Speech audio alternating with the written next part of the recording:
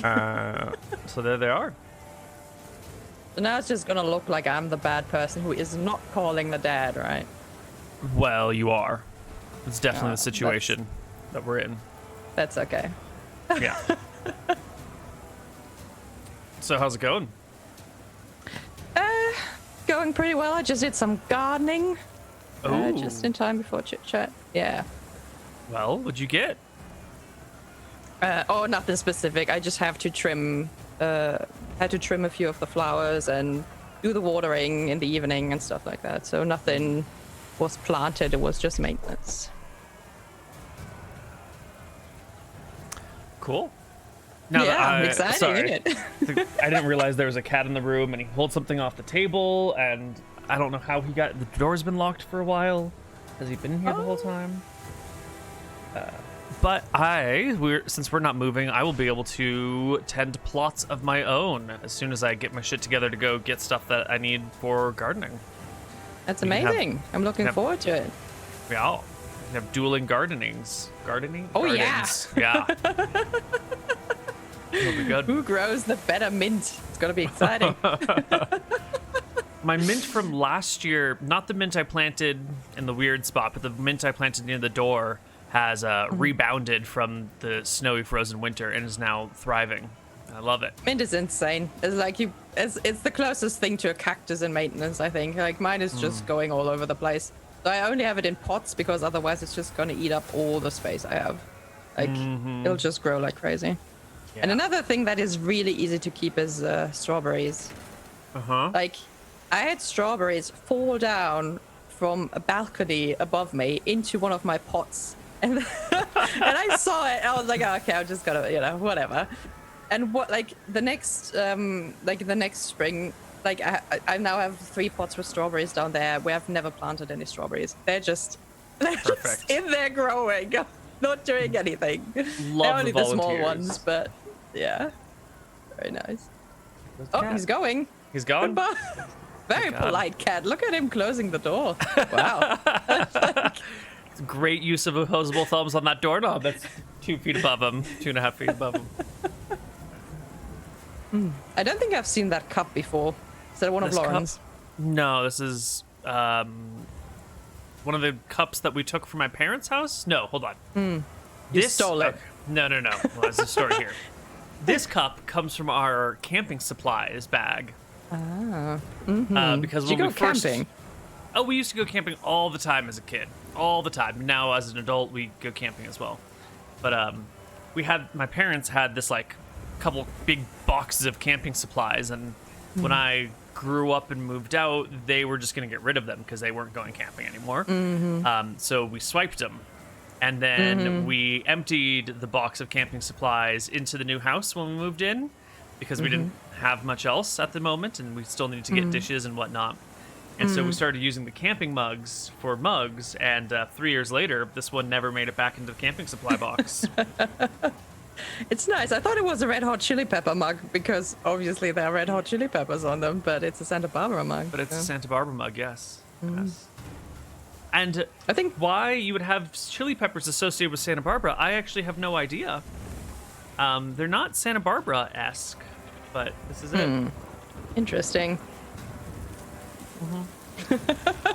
Well, I think half my cupboard is just stuff I've gotten from other people, like because somebody moved somewhere, or like I have old stuff my sister left when she moved, and I have these very classy Coca-Cola glasses you get when you buy like a big meal once a year or something, So my cupboard is just full of anything from really cheap and ugly stuff to like high-class porcelain I can't touch because I'm gonna break it. So.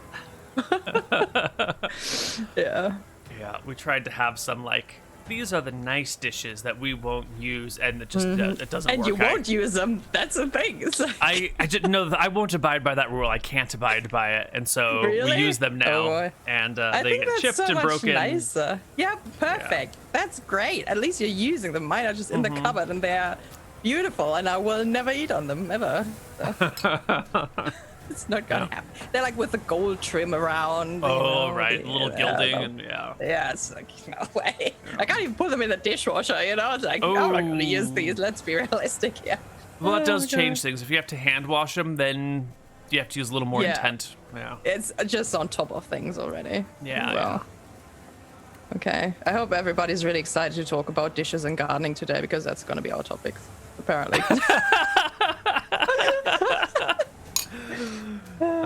Yeah. So we were going to go out and get flowers this morning, but I'm too tired and Lauren's too tired. But in theory, she should be. I don't want to say this too loudly in case she ropes me into going garden shopping with her. But hopefully she'll be getting some flowers. And then I can enjoy the planting and maintenance without the trip to the store. Going garden shopping is one of my favorite things. I love going to like garden centers and stuff. It's great. It's my favorite shopping experience actually. Except for that people that usually don't have any idea what they're doing. You know, they're also just normal people who are looking things up. They're just like you. So if you're asking for expertise, it can be really hard to find somebody who knows stuff. The people who man the gardening shop don't know anything about gardening? Yeah, listen. So here's the thing. If you walk up to a person and you ask them about gardening, that's not the person you want to ask. The person you want to ask is the person this person is calling if they have a question. That's the person you need to find, in my experience, okay? So you walk up to whatever, Mike or, Melissa or whatever, and you're like, hey, this and this. And then you have to be persistent and be like, oh, is there anybody we can ask about that? And then they're going to call the person, and this person is the competent one. That's how it works. I see. Well, it's been a long time since I've been garden shopping, but I'll make sure to look for the mic on the phone with the James or whatever it is. Exactly. Have I not told you my mint story? No. I was no, you were not there for that. Okay, so very, very interesting, very exhilarating. That's how I know. I went to buy some mint for my garden. I have a shadowy spot. It's not entirely shadow because you can't plant anything there, but it's pretty dark. There's not direct sunlight the entire day. So what I figured was I'm just going to plant some herbs there, like some shadowy herbs, stuff that grows well there, because flowers won't do. And I decided to do some mint because mint grows pretty well in, like it doesn't matter where you plant it, grows anywhere, right? But it will do all right in like medium dark places. I wanted two different types. I wanted mojito mint or some kind of mint you can put into cocktails, and I wanted another type of mint which I can put into tea, and I wanted to try Moroccan, we call it Moroccan mint. We have Moroccan mint in my window and I hate it. Why is that? Continue your story. No, continue your story. Well, I can get into why I don't like it later. Tell me about the hate about Moroccan mint afterwards, because I'm intrigued. So I go there, I walk through the gardening center, I pick up the herbs. I was buying others as well. I find the mojito mint, I pick it up, and then I'm looking for the other Moroccan mint, which was supposed to be in stock because I checked online before, because I hate having to ask people. So I'm like, maybe if I check before, I can figure out if it's already there, and I won't go through the hassle of having to talk to people. Pick up like one of the other mints, and it just says mint. Right? And I'm like, okay, well, that's nice. You know, even the sticker on it says mint SP or something. So I was like, maybe it's like spare mint, right? Like that would make sense. Okay, fine. Walk up to Melissa, you know, I have no idea what her name is, but, you know, first person. I'm like, okay, hello. I saw that you have Moroccan mint. I saw it online. I was looking for it. She's like, well, have you checked over there? I said, yeah, that's mojito mint. I checked it all. Like, it all has the button on it. It all looks the same. She's like, oh, yeah, all right. And I show her the little pot with the mint, you know, the mint that has just the mint sticker on it. I say, is that it? And she looks at it and she says, oh, nah, that's just normal mint. And at that moment, I knew this person is not going to be helpful for me in any way, you know. And she was like, oh, you know, you just have a look around, you know. But if it said we have any, we probably have some, but, you know, just browse around. I'm like, sure, I'm just going to browse around. Great. Don't you worry about it. Great. I'm like, yeah, super good. Thanks. This is just normal mint. Okay. Mintus normalis, you know. Just average, ordinary. You know, I was like, spare mint. Oh, no, just normal mint. I'm like, great. Okay. Good talk. Good talk. That's why, you know, I was like, oh my God. Love it. Ordered at the market the week after. So That was just it. So tell me about your hate for Moroccan mint. You know? I'm wrong. It's not Moroccan mint. I thought it was. Now that I've looked up Moroccan mint, it's fine. I'm trying to figure out what the hell sort of mint we have in our planter box that I hate, and I can't figure it out. It might be orange mint or like pineapple mint or chocolate mint. I don't know, but I don't like it. It's got these like tiny ass leaves that are very difficult to grind. The mint flavor is a little bit light. It's just... This is the mint that my wife got when I said we wanted mint, and she's like, "Oh, this is nice. I like this mint." And I like what she doesn't like spearmint. So I don't know. I see. I am distressed, but this is why I stole mint from just various places on the side of the road, which is it's not really stealing when you take a trimming of the plant that you walk past, but exactly, and it's gonna regrow faster than you can pick it up. So. Right. I think you should be able to take mint from wherever you want because it's not gonna hurt anybody. So I've swiped mint from a couple of bars that we go to. And planted that in the ground, and that's growing great. That's going wonderful. Nice. Although, one of the times we were trying to take mint, I like tried to grab a branch or whatever and like snap it off. But I guess the plant was sort of dry and the soil was sort of dry, and instead of snapping off like an inch or two branch, I ended up pulling out the entire like 1.5 foot plant. It's very subtle, Neal. Very subtle. There was somebody behind you was just turning around and left the second they saw you. Like, I'm not gonna engage with this guy. There was like a whole row. There's a bunch of bushes, so it wasn't that bad. And we were leaving the bar with a couple of friends, and I like tried to grab it and snap it, and the whole thing came with us. And we were walking away as a group, and so I just like let it kind of drag on the ground until we were far enough away that I was like, so I tried to get some mint. And this is what it looks like. You suck at sleight of hands, eh? That's the answer right there. Yeah. That's all right. So can you check your DMs that I was not the only one who was locked out of Zoom and we're just talking and everybody else is fuming because they can't get in? Oh, that's a great call. It says broken stuff. There we go. Yep, good call. Good you're call. Welcome, There's chat. two people like, hey, does this link work? It says you have another meeting in progress. What am I doing? Well, sorry, we're having a meeting, everybody. Nobody's allowed in. Sorry. It's just us. Yeah. No chat today. Greg Hansen is connecting to audio. Hello. What is up, Mr. Greg Man? Oh, I've been sitting in a little Zoom thing for 20 minutes singing songs to myself, waiting. Oh my God, this has been problematic. It's been like throwing up false links all day. I'm sorry. I'm so sorry. It's okay. I just you put a link in and it was like 10 minutes to start time, so I clicked it. And yeah, exactly. Waiting that's for what it did for me. Koibu to start the meeting. I was Waiting like, until okay. 7 p.m. Right? I was So like, I cool. turned on like some Block Party and some Victoria Monet, and I'm just singing to myself and waiting for it to start. And like 20 minutes go by, and I'm like, is this okay? Is this working? So I leave and try to get back in the meeting, and then it was like the host has another meeting going, and I was like, oh. He's busy. No. Zoom is given weird errors today. I apologize. I take no responsibility.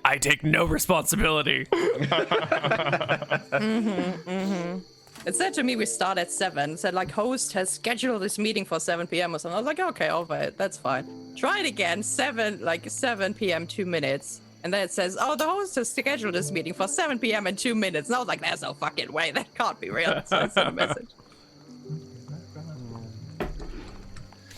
Well, in other big news, we finally replaced the glass jar that is part of our coffee maker. So now we can make an entire pot of coffee instead of one of those stupid like AeroPresses that are 1 cup at a time and are top heavy and you have to really push down and then the seal breaks and the coffee spills everywhere. Yeah, I'm so over that shit. But we finally got a new coffee pot and I'm very excited. That stuff is so funny to me. It's like a foreign language. I've never. I have no idea what they're talking about. Don't worry about it. And I've never drank coffee in my life. I got you. So AeroPresses are these dumb things that got made like 5 years ago, 10 years ago. They're basically 2 tubes that you like suction together to make a vacuum chamber, and then you just like shove the tube down, and it causes the grounds to separate from the water. Ah, Yeah, there's a It's little really filter on the dumb. end. Yeah. I will Google this. It's a fine way of making coffee, except that you would end up having this like heavy thing of coffee in a cylinder that sits above your empty coffee cups, and the center of gravity is like way too fucking high. And then to shove, you actually need to use like quite a bit of force because you're pushing the coffee grounds through this tiny filter. You have to do it manually, and it's just. But it's a glass. bad. Isn't it a glass cylinder? Didn't you say it's glass? Like, It's aren't you It could be glass or worried plastic. about It's like breaking plastic. It's a weird. What's that? Like I don't know, borosilicate or some something? sort of plastic. It's like that fake glass plastic. Yeah. Anyway, the point is we have a regular French press now. French Life presses is are good I good. again. like French press. Pour I have overs a are good French too. press and it work. So I like simple things, okay? If I'm stressed out in the morning while I'm making coffee, I'm not making coffee. I'll be like, okay, fuck this. This is It not was just the way. happening. It was just the way you said it. I have a French press and it works. Yeah, I mean that's I like good coffee, but that's the amount of effort I'm ready to put in the morning because I'm a morning coffee. That's drinker. really I all don't you drink need all to put day. in, right? If you're doing French press, you're already doing about as much effort as I guess you could do like one of the really fancy ones, but that's like French press is upper end of plebeian levels of effort making coffee. Oh, thank you. So, how is Chazz going, Sean?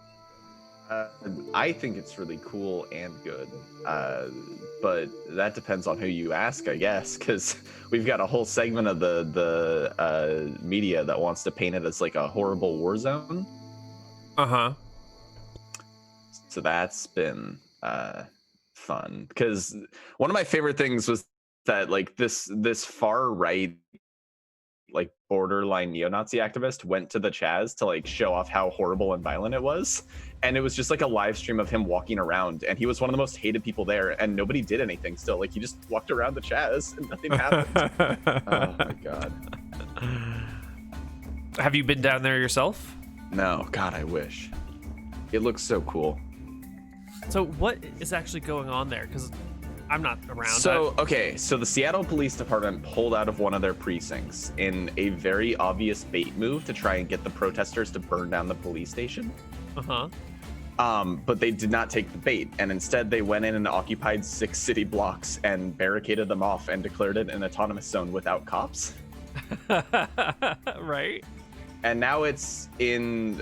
Now there's argument about whether to call it the autonomous zone or the occupied zone, because police do sometimes enter to the like chagrin of the people there because nobody wants the cops in it. Uh-huh.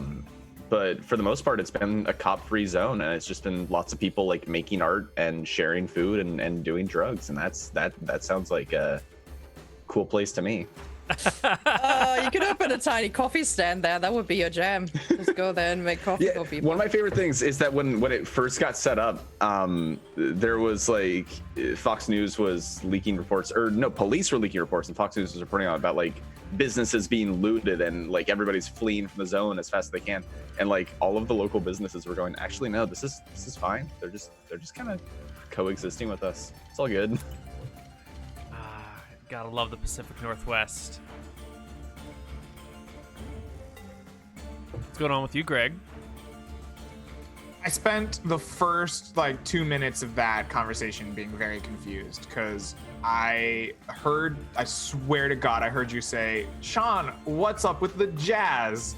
And then Sean was like, oh, it's been all this crazy shit. I was like, is there some crazy jazz scene that Sean's a part of? I mean, like, did he pick up the saxophone? It took me like a minute. So I'm recovering from that confusion, realizing what you're actually talking about now. I don't know. I've been busy. Like the tax season's coming back a little bit because everything got put off till July 15th in the COVID like pandemic.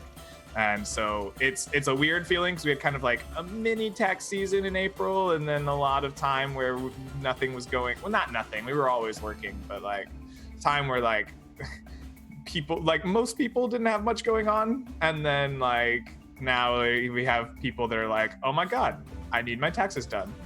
And there's a little bit of a push there. So I've been busy. I don't know. Yeah. what's new in Cool. my life. I don't know. I feel like a boring person sometimes because I Don't just worry. do. I see the same 12 people every day of my life. I don't know. Sounds like I a don't dream to do me. anything. I just You work. see 12 people? Yeah. Great is that? Jesus Christ! I see the same one person every day. Yeah. How do you well, see see, I go another 11 into an people? office, right? And so you see the people that work in the office, and your office is your bedroom. So like, it doesn't really I have only that see many the people in in it, the office, unless like yeah. you or your wife is really having a different kind of lifestyle than I realized. Yeah. Got it. I don't know. Are we live? Oh yeah. Okay, then that's Oh. all I have to say. I don't have any more to add. Keep the rest for later. It's fine. Yeah, that's all I got. That's all I got in terms of my life. Nice. Well, we've been talking about gardening while the the video call was broken. Yeah, we Nice. lost already about 50 people in the beginning. I'm sorry about that. That's okay. If they can't handle us at our gardening, then they don't deserve us at our Cut. D&D. And our jazz. No. And our jazz. Our sweet secret like jazz scene. Secret underground Seattle jazz I was scene just trying with to no imagine police. Sean in like a black jacket and a fedora with like a saxophone, like wandering around Seattle under a pseudonym that I wasn't aware of. Sean, if you had to have a secret jazz name, what would it be? Fuck. A secret jazz name. Is that Uh-huh. how Yeah. jazz works? Do we have secret names? Yeah. You're gonna have to give me some time on that. I gotta think of it because like you can't half-ass this kind of thing, right? Once you pick your identity, it sticks to Yep. you. This is true. It's a very observant. I That's think very it should be observant blonde of you. coffee. Blonde It should coffee. be white. Blood coffee. Actually, not bad for a jazz name. Isn't it? Yeah. It's quality. There's definitely like a coffee shop jazz sort of vibe that a lot of people go for. Yeah. Yeah, and you're into your I'm coffee quite and proud you're of that blonde. name. That's I want you to understand how shit I am at naming things. I am really, really bad at naming things. It is hard for me. And I pulled that out of my ass on the spot, and I like it. That was good. that was solid. Well, what about you then, Greg? What would your secret jazz name be? Oh, run, get out. Don't listen to this band. I don't know. Okay, I used up all my creative juice for Sean. What if, I was gonna I'm have you tapped. give us all names. Okay, all right. Okay, so for me,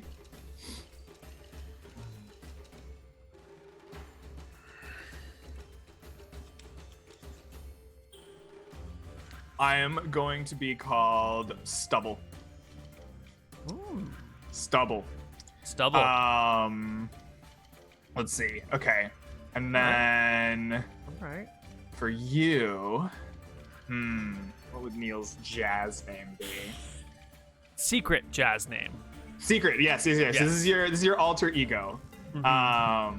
You would be. I'm gonna regret this.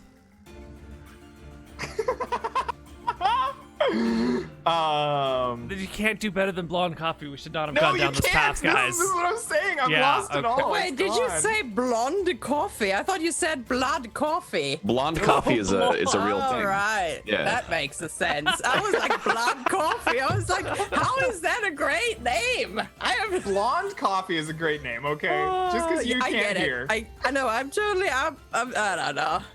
Yes, I'm totally down. Blonde coffee is excellent. I'm on board. You got Jazz me. has taken a very sharp turn in the last 5 blonde- years. Blood coffee. I was like, that's a little radical for jazz. I mean, jazz is a radical art form. It's pretty weird. Yeah. Well, when Ryan shows up, if he shows Could up, you be bouncing dice? Or like swinging dice? Something like that? I would have to pick Swinging up the dice. sax then if it's gonna Swinging be dice is swinging good. dice. Swinging Yeah. dice. Yeah, you're swinging dice. Okay, so we It have also blonde functions coffee and as swinging my dice. big band secret name. Okay. I can't do Fae. Let's see. What would Fae be?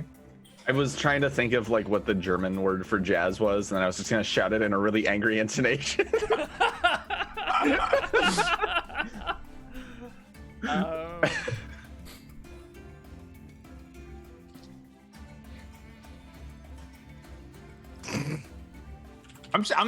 You've challenged me. Now I have to think about it. Yeah. Let's see here. Need like a horn section.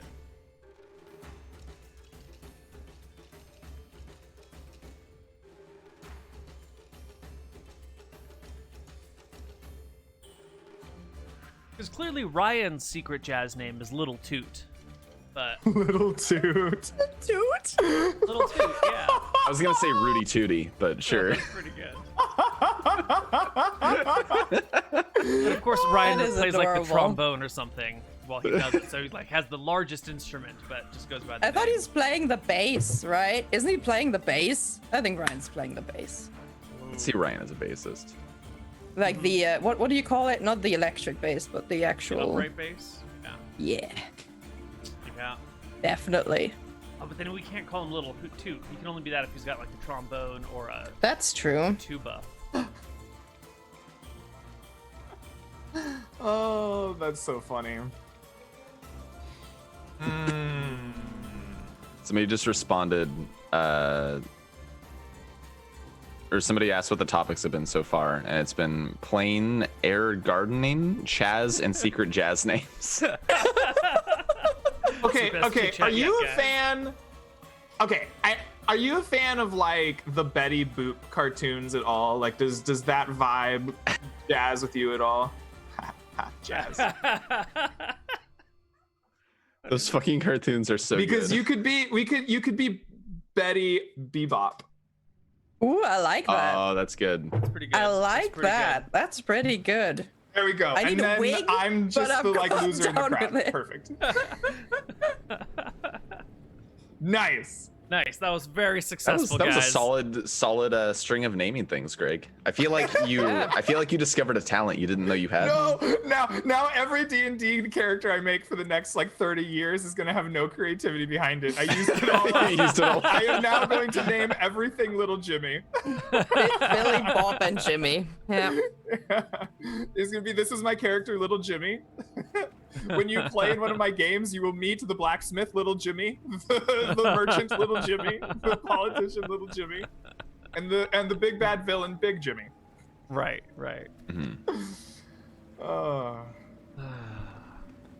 Okay, that was fun. I enjoyed That's that. great. That's it for Chit Chat, everybody. We've reached peak Chit Chat. It's not going to get any better. It's going to end. Big Little Jimmy. Big Little Jimmy, that's a good one. Oh, yeah. Okay, solid. It's like the Daltons from Lucky Luke. And they're all Jimmys.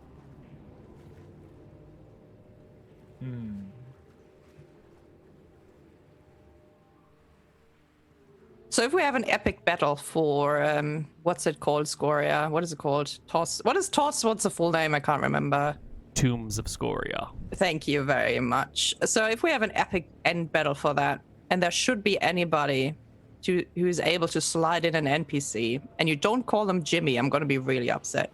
There has to be, okay? I'm stating it today.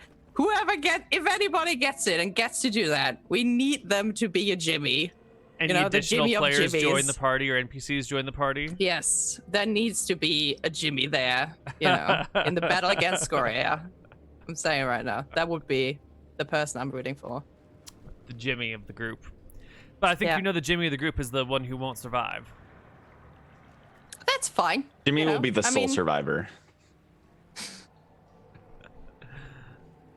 You can be a hero even if you don't survive, you know? I mean, look at how Greg did, I want to say, what Was was I a her hero? name? Yeah, you were. Wait, who did you play against? One of the women. I can't remember. I'm terrible at remembering names. Are you talking about the demon run? Yes, like while Ryan was pancaking, he was on top of the Oh yeah. Uh-huh. I don't know how heroic that was. That didn't help at all in any way. Listen, okay, listen. I largely just died and did very little to impact the demon run. It's not about, heroism isn't always about having the biggest impact. It can be about being absolutely fearless in a moment where everybody's afraid to go forward. Okay, so where everybody's afraid that the worm is going to come around the corner and roast you to death, and you're like, fuck it, I'm going to mount that thing. To be fair, I don't think anyone was afraid of the worm. I think the worm was the last thing on anyone's mind. We were like, oh, there's things that petrify us. Those things need to go. I would like to disagree with that point. I spent the entire session being like, oh God, we're going to have to deal with that worm when it stops puking. Yep. Oh God, oh fuck. I was like, Neal, if I crouch this slow, can it hit me? No? Okay, I'm going to crouch over here. Then I want to crouch over there, and then I'm going to crouch next to Sean, and then I'm going to crouch next to this person. It's like, yeah, no, I was terrified of that thing. So. Yeah. Good games. Speaking of games, do you have any games that you're running these days or playing through, Greg? What is the Greg stream like? I was building up a like West Marches style hex crawl that I want to be running, and I got it pretty okay. Like if it was a home game, I would run it because I don't need to have a lot of maps in my home games. I have a big canvas. I don't know if I've showed you guys, but it's like a big canvas map with. It doesn't even have a map. It's just got hexes on one side and squares grid on the other. And then I have a bunch of wet erase markers. And so when I run home games, I just lay that out on the table. And then I'm like, you go to the swamp. And then we describe the swamp, right? And I give evocative language and I play copyrighted music. And then I... like whenever we need to see something, I will like either do one of two things. I will draw it quickly on the map, and that usually involves lots of like circles and squares that I say, this is this. Like it's not, I'm no artist. And then like maybe the other thing I will do is like have a prepared picture. Like I'll go look through Pinterest or DeviantArt, and I will find like a close approximation of what I'm imagining, and I'll like print it out and be like, this is what you see, right? And I can't really do that for an online game that I want to run. I have to kind of like build my own maps and stuff. I was doing that, and it takes just a shit ton of time. And a couple weeks back, I started having like, it's been a little bit. I'm feeling a lot better now, but I started having some like real kind of like health problems. Like I was having trouble breathing, and like it was like scary and hurt. And so like I just like lost a ton of motivation during that. I was just like, I can't do things that aren't work, and I don't know, like the few streams that I did. So that kind of went on pause. And so I got to get back into like building that back up and getting it ready to actually run. But my goal is to have a sweet campaign, like world, essentially, this like big hex crawl that anyone can like play in, right? I'll just have like a Discord channel where people can like be like, hey, I want to go check out the Lizard Marsh and something this weekend. What do you guys want to do? And so I can just run that for various people for like ever or like until like I die from over like DMing, I guess. Right. That would be the dream. Actually, if I do that, no one will sign up for it, likely. But it'll be there for people to run. If you die for being a DM, or if you run the West Marches, no one will show up. Both. I was originally saying I will die from DMing too many times, and then I went, oh yeah, but no one will show up, so that's not actually a problem. You're always so hard on yourself, Greg. I think people would I took that as a statement against players, because my one experience with running a West Marches game was nobody showing up. Ooh. Well, listen, Greg. Okay, if you're running your West Marches game, I'm gonna show up. But we're not gonna do a swamp because I fucking hate swamps. So fuck it. Well, I'm not doing a swamp. That's the beauty of else. That's the beauty of like the idea of a hex crawl, right? If we start every session in like a safe space, right, and then you get to go out into the wild and just explore what is interesting to you, right? So like I'm putting like a lot of low-level zones kind of around it, right? There's kind of a swampy zone, and then there's an open plain, and there's a kind of like hilly, kind of a region that is very evocative to me of the like kind of high desert that I grew up in around El Paso, New Mexico, like West Texas, that area. So it's like it's hilly, but it's not big hills. It's like kind of like rolling hills at the base of the mountains, big ravines, dry desert, that kind of stuff.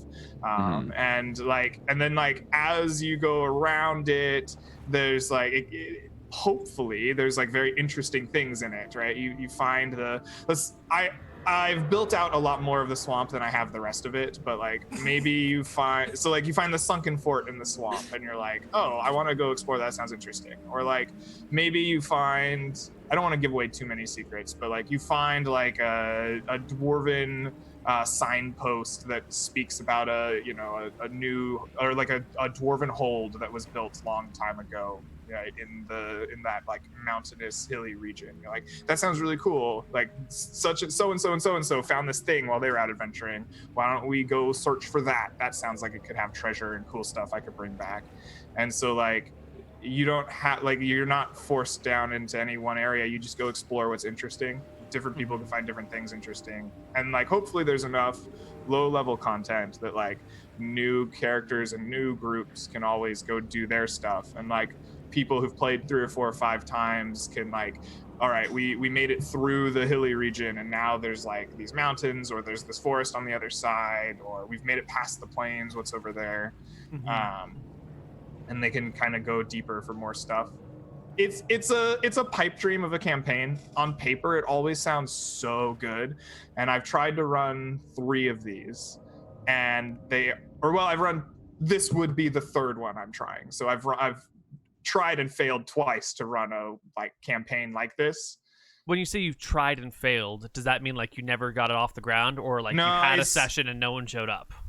I had sessions and people showed up. What invariably happens offline is this: you get a group, however big it is. For me, it was like 12 people in our like text circle, and then you say, okay, so like I need you, like when you're interested in playing, like use the chat, right, so everyone can see, and get a group together, and if the DM's available, we'll run it.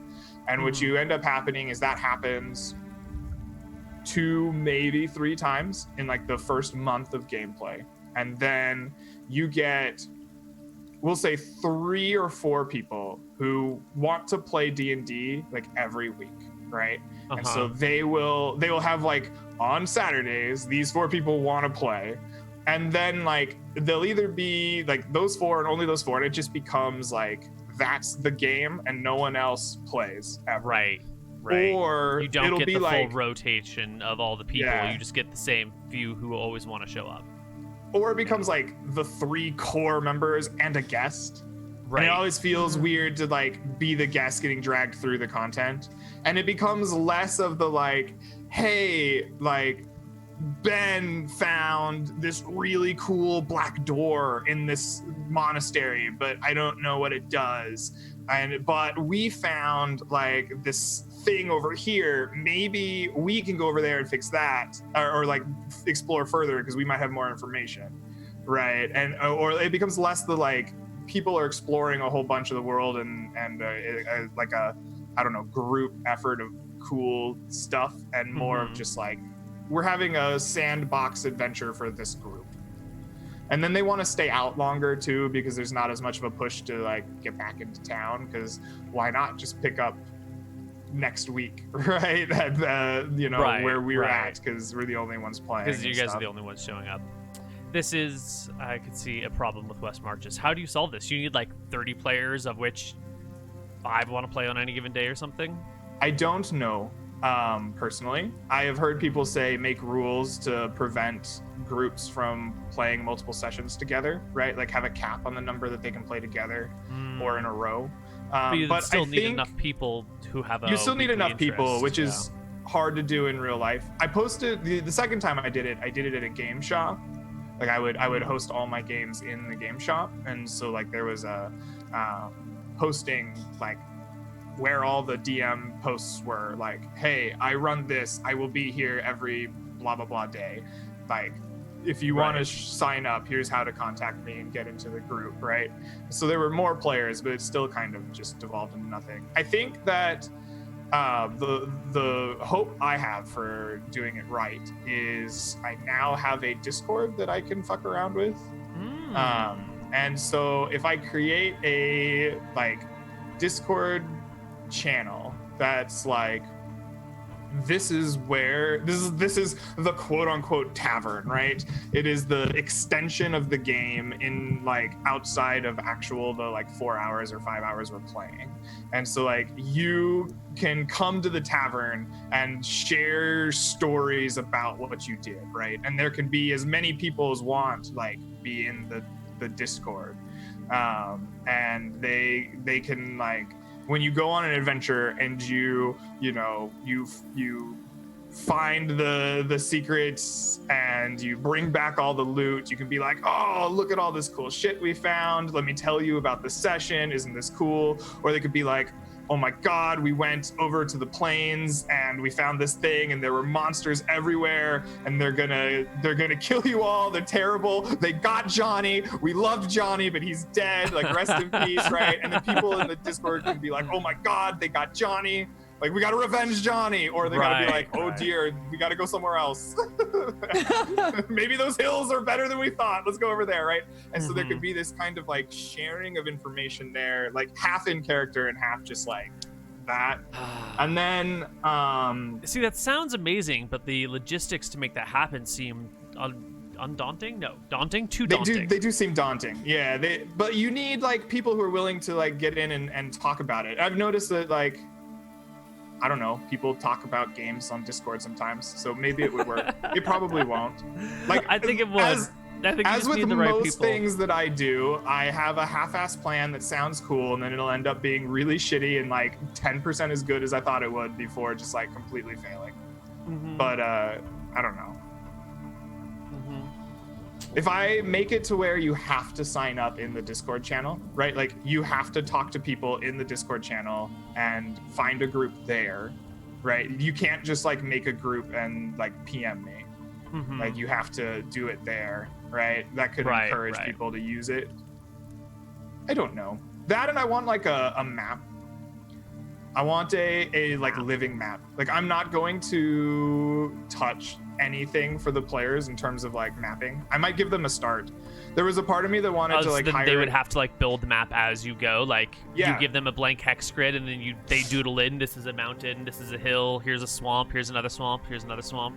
Basically, I thought about going a little bit further and like hiring an artist that is good at like making kind of cool looking map designs and giving them a screenshot of like the first little bit of my master hex and being like, okay, so this is what the hexes look like around the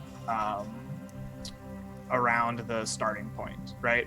Draw in like a really cool looking map for like these locations, right? Because like you're gonna know what basically is around you, and then like have it look stylized like a map, or maybe like a table or something in a like look like make it's carved in a table or something. And then I would tell them, choose one thing from a D&D campaign you've played in and just put it on there somewhere. I don't care what it is, just like put something on there so it's wrong, right? So it's just clearly not there, so that there's at least one red herring, and then but along with some like actual real stuff, and then leave a bunch of blank room everywhere else on it.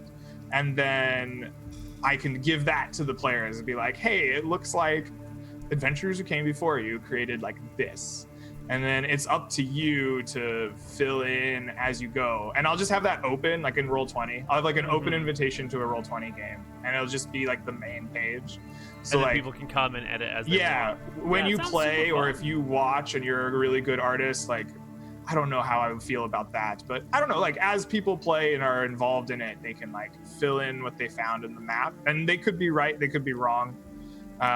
But I'll know where everything is on my master map. But like the community, like if you have a sense of like building out what you find and explore, I think that could be really cool. I don't know. I have a lot of imaginary hooks that sound amazing in my head. And like I said, it'll probably work about 10% as well as I think they will and utterly fail. I mean, But you're gonna I'm try 'em telling you anyway. right now, the amount of dick jokes on that world map is gonna be amazing. Like, the second you let players fill in anything on a map, usually. So the hills are the orange dicks, and the forest are the green dicks, and the purple dicks are the swamps, and it's just like a Okay, dick stamp you everywhere. In my experience, that I had players who were filling in a map in the last game I just ran, and they did not draw any dicks, to the best of my knowledge. Hey, Yeah. you just didn't see them then, right? Like you had to zoom out. You were zoomed in too deep, and you couldn't see the. You couldn't see the dick for the pubes, to borrow a phrase. To borrow a phrase? You can't see So the is this forest a for the known trees. phrase? You can't see the Oh, forest yes. for the trees, right? Oh, okay. I thought you were. I thought you meant Have literally. Have you seen those No, those not pictures? literally, but which pictures? Have you seen those pictures where if you like zoom in, they're all like one thing? Like it'll be like Oh, a yeah, symbol, yeah. right? Like maybe it's like the @ symbol or something. It's just like billions of them, but as you zoom out, they're like colored or patterned in such a way that they make like an actual image. Like it'll be like the Mona Lisa of @ symbols.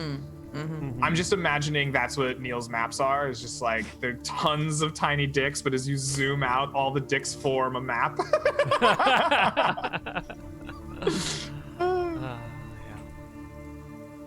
Well, what about you, Sean? How is your gaming world running? All my players died in the game I was running. Well, Nice. their characters, the players themselves Right, are players fine. are fine. Congratulations. Yeah, yeah. You seem Although it worked out because now we're making characters for RuneQuest. So I'm excited to hear the tales of that. yeah, well, so the first tale I can give you is we made characters last night, and I told them in advance, like, all right, we're just gonna set aside a session for character creation because it might take 4 hours, and then it took us 4 hours. So it's definitely one of those games. If you did not know or have, if you did not know, Sean has been absolutely enamored with RuneQuest. For like the last couple of weeks, we've been discussing it in depth on like when we play Final Fantasy together. So Yeah, it's been coming up a lot. I'm very interested to hear what it ends up being like. Yeah. I mean, that's kind of how I engage with media, right? I find a new thing and then I obsess over it, right? It becomes like my new obsession for some amount of time that varies depending on the thing. And then I just forget that it exists. That's fair. Yeah. That's very fair. I take it you guys are still playing Final Fantasy. Was it 14? Yep. Yes. Yeah, we're doing that on Fridays. How's it coming? How deep into the game are you? Uh-oh. Greg is in the bad place.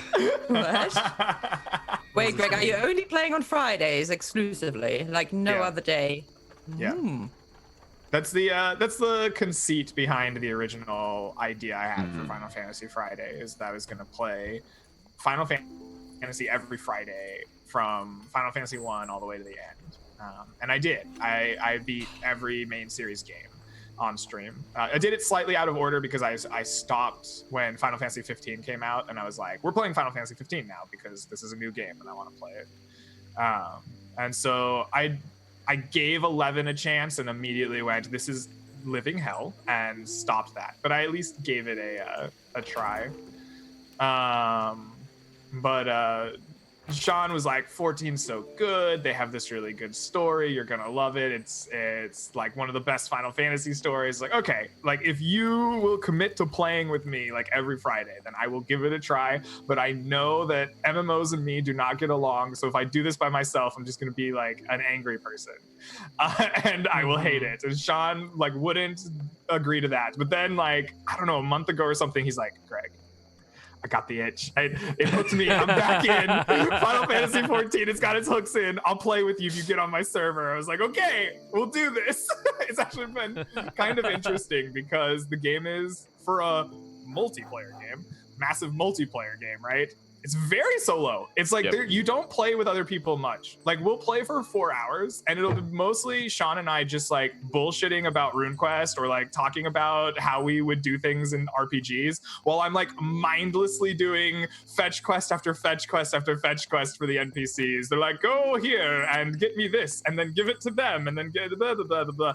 And then like once or twice in the 4 hours, they'll be like, go into the dungeon and slay a thing. And it's like, now we can play together. Sean, quickly, get in here. Let's do a dungeon. 14 has a long really stretch of quests. 14, one of the biggest issues with 14 is it has this enormous stretch of quests up at the beginning where it's just fetch quests. People are like, hey, I need you to go deliver a letter and also collect 10 bear asses, and then you just go and do it, and that's like the story for the first 50 levels, and it's misery. But it's great, but it's misery. There's a quest line where they like send you to collect a crystal, right? Like you need to brave Garuda's hurricane winds, you need to like go and collect a crystal, and you go on like a whole storyline to find like the special aspected crystal, and they're like, sorry, this is the wrong element. You need to get an earth aspected crystal. So then you go on another like quest line to find the proper aspected crystal, and you take it back to be checked, and they're like, no, this is still the wrong element. This is a fire aspected crystal. You need an earth aspected crystal. And they send you on a third storyline, and that's finally where you get it's amazing. It's the most egregious storytelling for the first like 50 levels, and I love it. So I've actually been having a good time. I don't think it's anything to do with the game, but hanging out with Sean for 4 or 5 hours and mindlessly playing a game has been a lot of fun. My favorite thing actually is that occasionally they'll have like the worst quests ever, and I can just make needless fun of them. Like they'll have a quest pop up, and it'll be like one person on one corner of the merchant stand and one person like 40 feet away in another part of the same merchant stand. And you'll go to them, and this is part of the main quest. I have not done any side quests except for the ones specifically Sean has told me to do. This is like part of the main quest, and it is, hi, I have a thing for this merchant. Will you deliver it for me? I will like increase your standing with our guild or whatever. And you're like, okay, fine. Where's this guy? And he's literally like 20 steps away on the other side of the merchant's like quarter. And so you take that and you go to the other one and you give him the thing. And then he's like, brilliant. I've been waiting for this for months. Here, take this back as payment. And so you walk to the other side of the merchant stand and give him his payment. Those are the quests that I just feel like I slowly lose my soul. I feel like that's just like the rich person quest, right? That's like, look at how ridiculous rich people are. Whether or not they intended it to be that way, that's what it is. That, and occasionally the voice acting is either so bad it's good or like so amazingly fitting. There's this like race of children that like I don't understand why there's a race of children. It like Sean tells me they're the dwarf analog, and I just don't believe him. They are, and they are. They're the worst. They're like they're all capitalists, and I hate them all. It's not even the like heavy capitalism part. I don't think I've noticed it as badly. I guess I just haven't done that quest. But like, they're fucking children. They're like, they're coded children, and then they have voice acting that is so hilarious. Like you'll run into this kid, and it'll either be this kind of voice, or they're like, "Oh, hi, mister, how are you? Oh, you're so good." And then like they'll have the other type of voice where they're like, "I just got done fighting 7 dragons in a dungeon." And you're like, oh my god, this 4-year-old's been smoking 13 packs a day.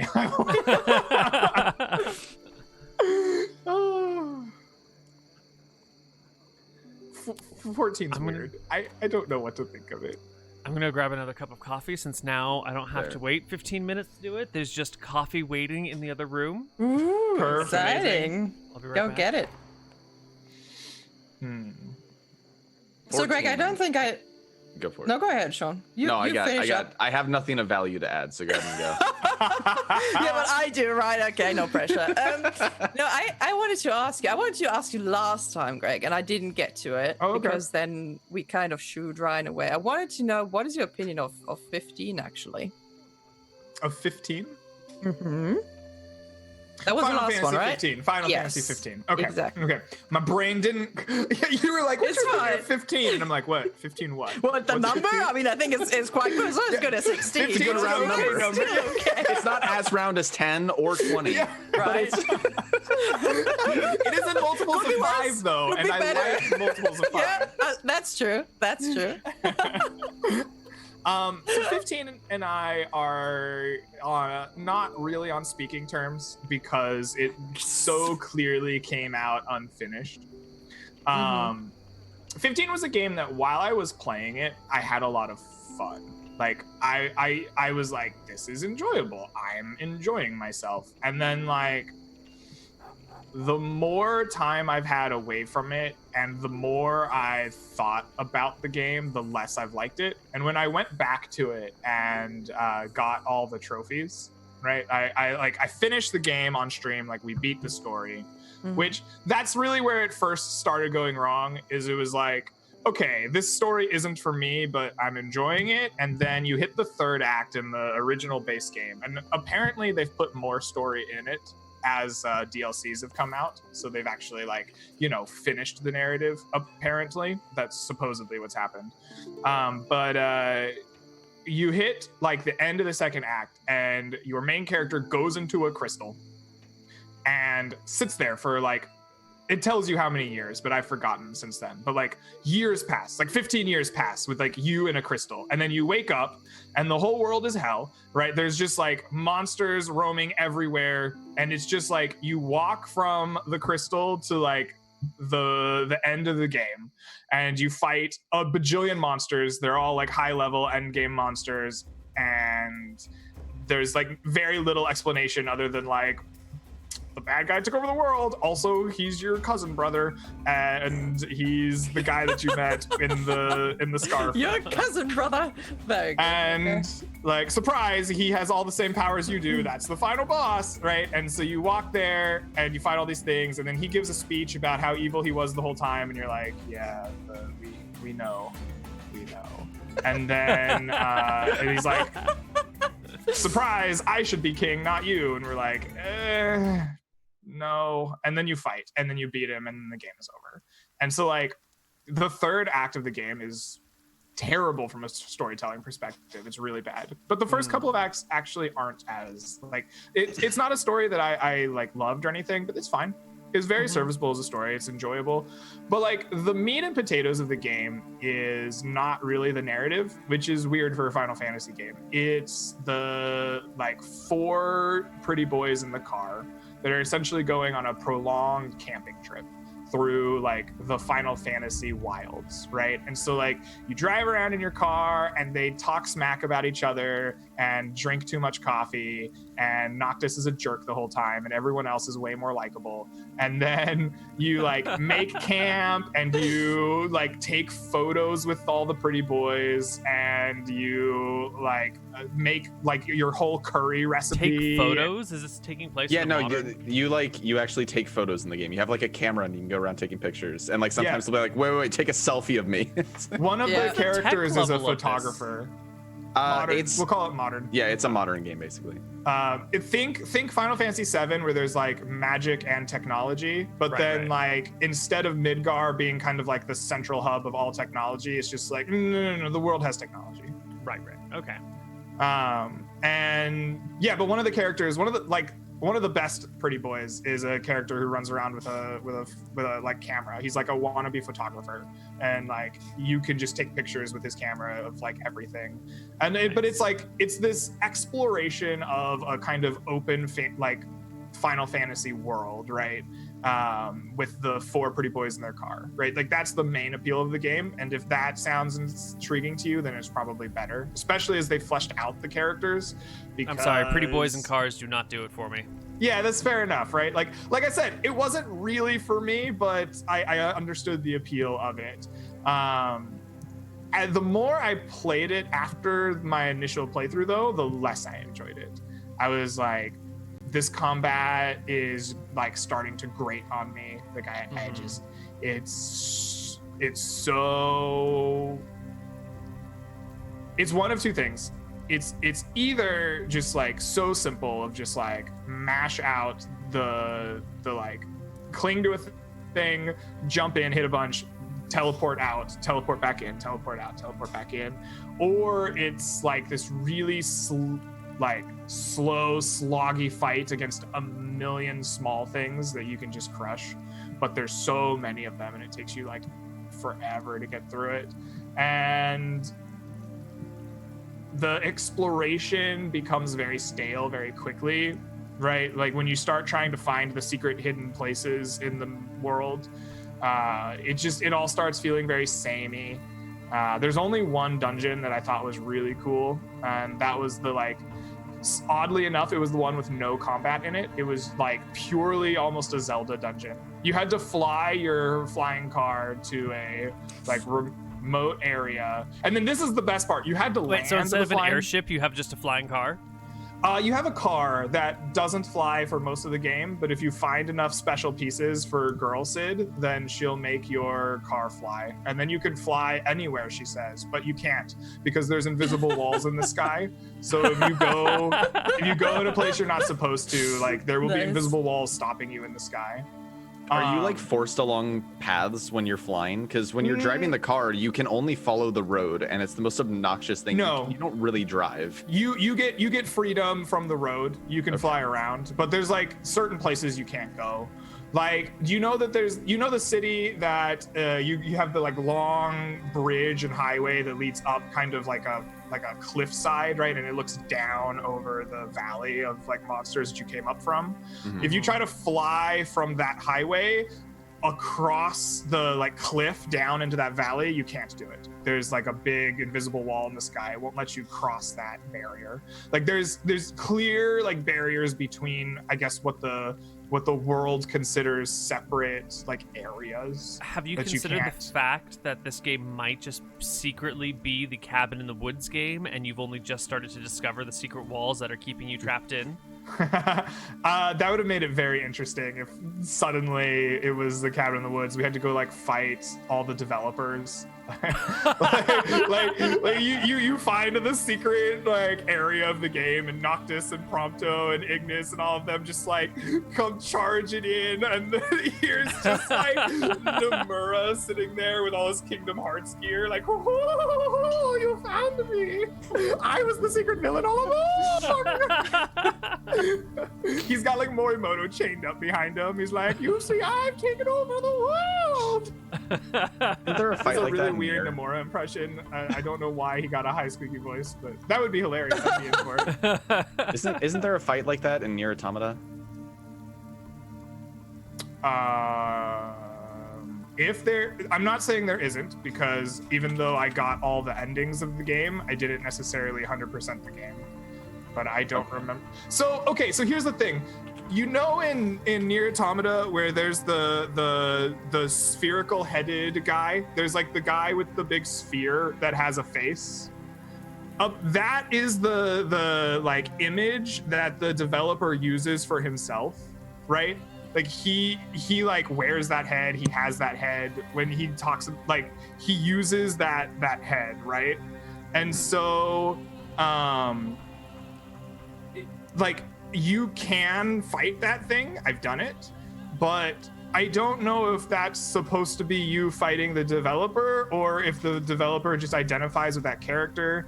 I know that character. See, I need to play the other Nier games. I just double checked, and apparently you fight the CEO of Square Enix. I didn't do that in the.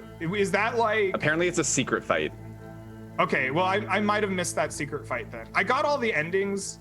I didn't get every ending. There's 26 endings. I got like 16 of them, but I'm pretty sure I got all of the endings that weren't like bad end, right? Like weren't some kind of dead end. Yeah. I don't remember fighting a Square Enix CEO. I might have missed that secret. Okay. Yeah, I think it's a secret fight. I've never played the game. I just know that at some point you fight the CEO of the company. I highly recommend Nier Automata. It is one of my favorite games. It's so good. It's so weird. I could see someone not liking it, but like I think it's an actual like masterpiece. Like I think it's like a video game that everyone should play because it's one of the best examples of video games as a storytelling medium. Like it uses the fact that you're playing a video game to like tell a story in a specific way that like another platform couldn't do. Right. And it really allows you to think about what you're doing and what is going on. It's so interesting. Like I would recommend that over like any like Metal Gear game, right? As like a true example of video game art.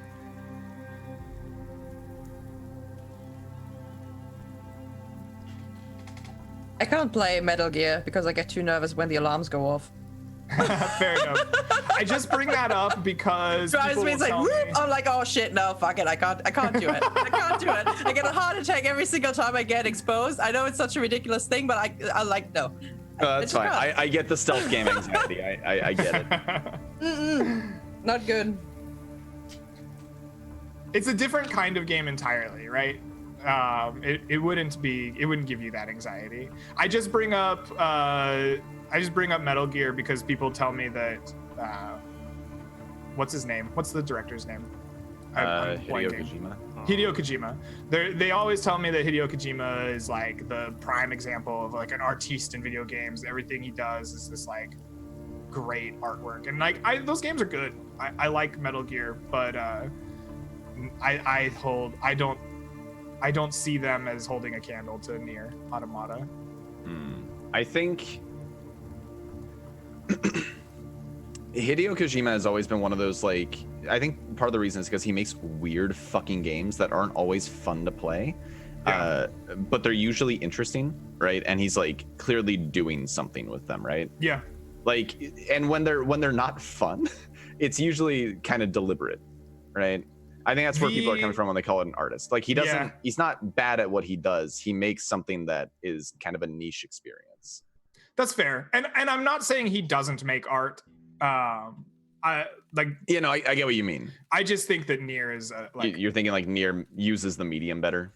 Absolutely. Okay. I think.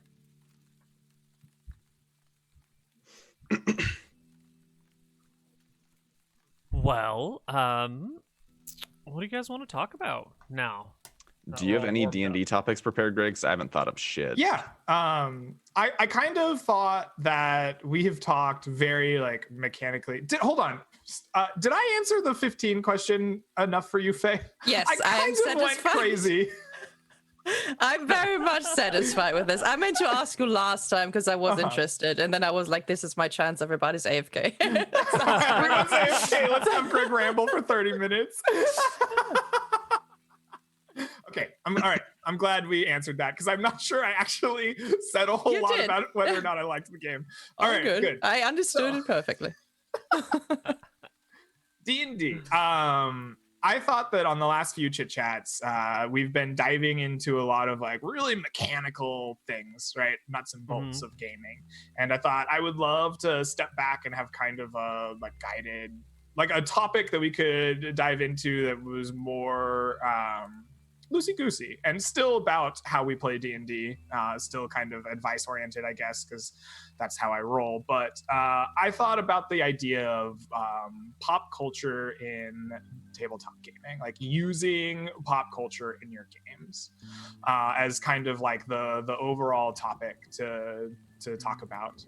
And so I guess to start it off, I would love to just kind of start at the like basic level.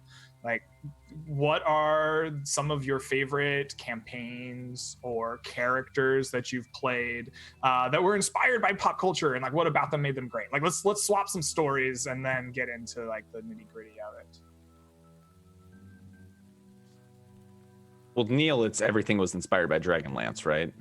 No, like Dragonlance is what got me into the fantasy realm, but aside from roleplay, Solemn, or whatever that shit was called, I've stayed away from most of the Dragonlance tropes because I'm afraid I would overdo them.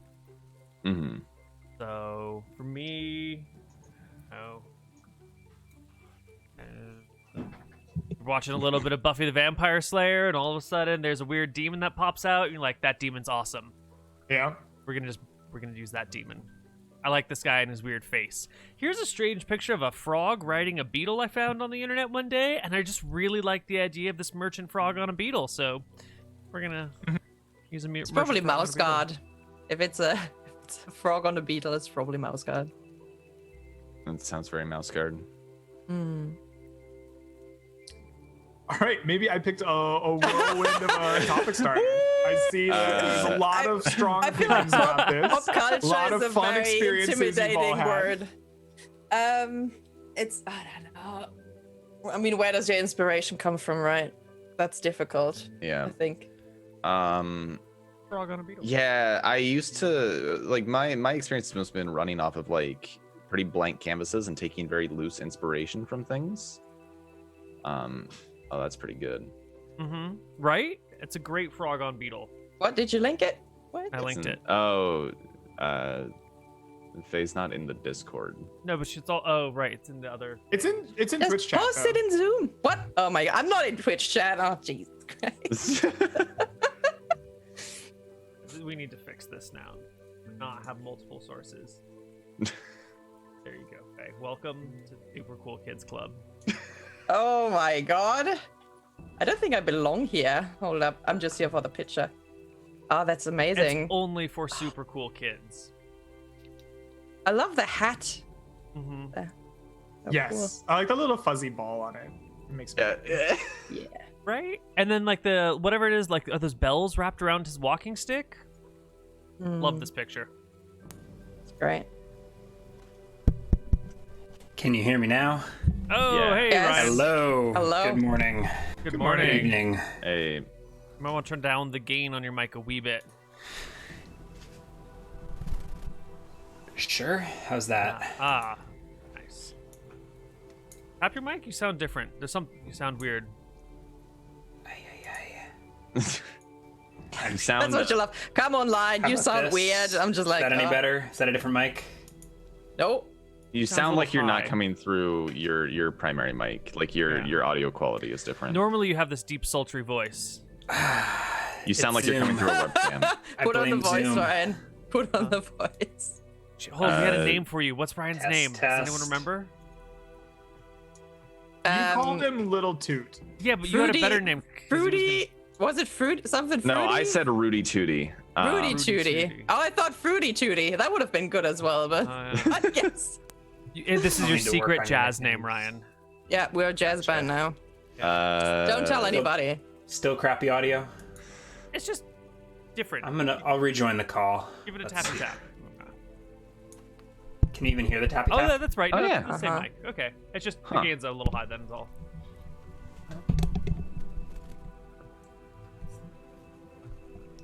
Weird. It's not even Oh, that that's high. perfect.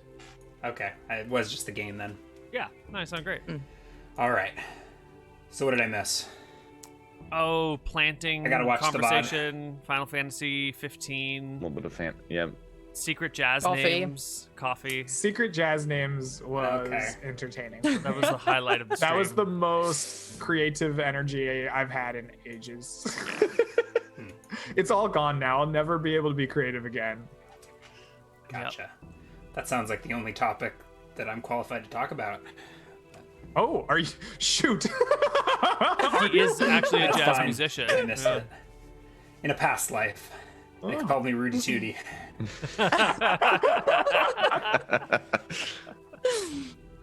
Tooted the bass trombone like you wouldn't believe.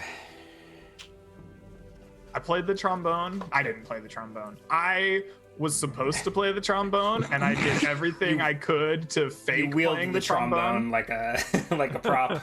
Yes, I wielded the trombone like a prop for ages, and then quickly in high school, as soon as my parents let me, got the fuck rid of it. How can somebody force you to play the trombone? Like, Your parents say you will play the damn trombone. and Really? you will How? take these Usually it's the classes and do opposite. this. Usually it's like you will play the violin, you will play the piano. Yeah, it's like the and then you come home piano. with, like, Well, they come home with a didn't horn say you from will play the school. trombone. They said you will play an instrument, you will take band, you will do these things. And I said, I don't want to play anything. And then like somehow the trombone became the instrument that I might have said, oh, maybe I like I don't know. I was I'm just just trying gonna to pick get the out most of it. expensive, loudest, most annoying thing I can pick if you make me play an instrument. Yeah, that's It all literally right. is the, All right. Hope you're ready to buy a drum set. yeah. The trombone that- literally is that the, would be the the last. loudest. Oh, what is that fuzz?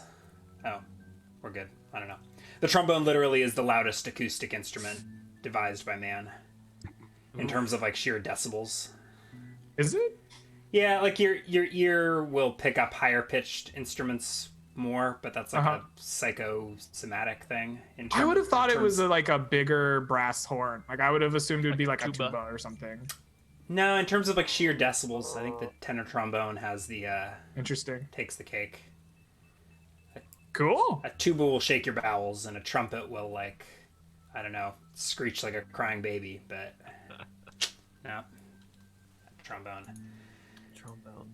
There was speaking of secret jazz names, somewhere in the annals of VOD history, there was a one-off D&D thing on Chucky's stream, I think, where I played Charlie Porker, the saxophone playing Big Bad Wolf.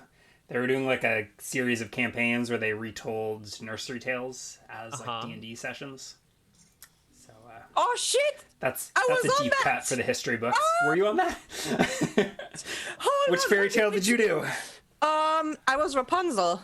Of Rapunzel. course. Oh my god. I think I did two. I did Rapunzel and something else, but the other one was so far-fetched because I think I went into my neighbor's garden and stole something from them or something like that. I can't remember. It was ages ago. Oh my god, I remember that. Yes. Did you steal their mint? That's a cool concept for a D&D series. It was. It was good, especially for one shots and stuff. And if you want to play only with like one or two players or so, that was a good idea. That was good. You have to cut people some slack when they deserve it, you know. That was good. Yeah, I remember it was Cut people Rapunzel some and the. slack. Wait. Yeah, What does that mean? we'll bury this comment in the depths. I just Wait, remember. I but- think I was.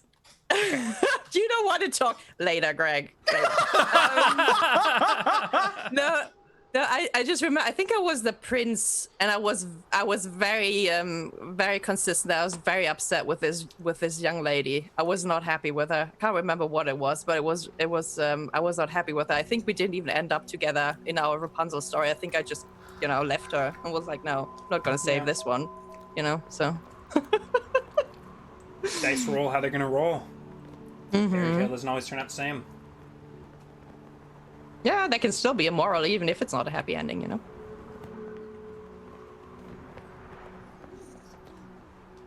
Now, where were we before all this? We were talking about Tales- pop. Sorry. Yeah. We were trying to talk about pop culture. Sorry. Yes, we were. Pop culture. It failed very miserably because it seems that no one has the same concepts of how D&D works that I do.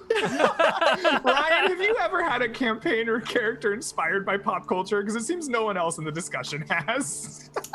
Well, I just mentioned Charlie Porker. Yeah. I'm sure I have. Usually only like joke characters. I mean, I guess isn't all of D&D inspired by pop culture? Well, yeah, kind of. Is that what I walked in on with like the Dragonlance and Yeah, all but how that? directly do you take it? Because you can be like, here's Dalamar living in his Wizard of Tower of High Sorcery, or you can be like, you know, I like to veil it behind a couple levels of obscurity that usually the viewers miss. If you can steal something without people knowing that you're stealing it, mwah. I think I was leaning more into like when we take ideas and inspirations and characters from media and like give them their own spin, right? I came up with a whole bunch of things to talk about, and I guess like I won't because it doesn't seem like anyone really does this. But like, I was like things that I think of are like using the rule of 3, kind of, right? Like drawing from 3 inspirations at the same time to kind of make something new, right? So like 3. maybe 2 complementary. Well, the rule of 3 just is like a general thing for like it applies across human culture, I think. 3 is a number that is just very effective when describing anything. I'm just making it up, honestly. Yeah, but people use 3s for a lot of things. 3s come in comedy. 3s come in a lot of storytelling. Exactly, elements. right? Yeah. Which is Yeah, why you're I not think I talking out of stole your ass. 3. It makes sense, Greg. Okay, cool, right? And like taking like 3 inspirations to like kind of make something new, right? Like the way the Clint Eastwood gunslinger talks and acts, and like that persona is something that I like. And then like the escaped construct is something that I really like. And so I'm gonna make like River Tam, who is a gruff badass like Clint Eastwood, but then something contradictory as well, and like maybe River Tam meets Clint Eastwood. Is that like Winona Ryder, the Western show? No, you don't know who River Tam is? River Tam is the from Serenity and Firefly. Yes. Oh, okay. Yeah. Okay, no, I was just never mind. Didn't work. Ignore me. I thought you didn't know who that was. I'm sorry. No, there's a Western show about like Wyatt Earp's like granddaughter called Winona Earp or something, and it doesn't matter.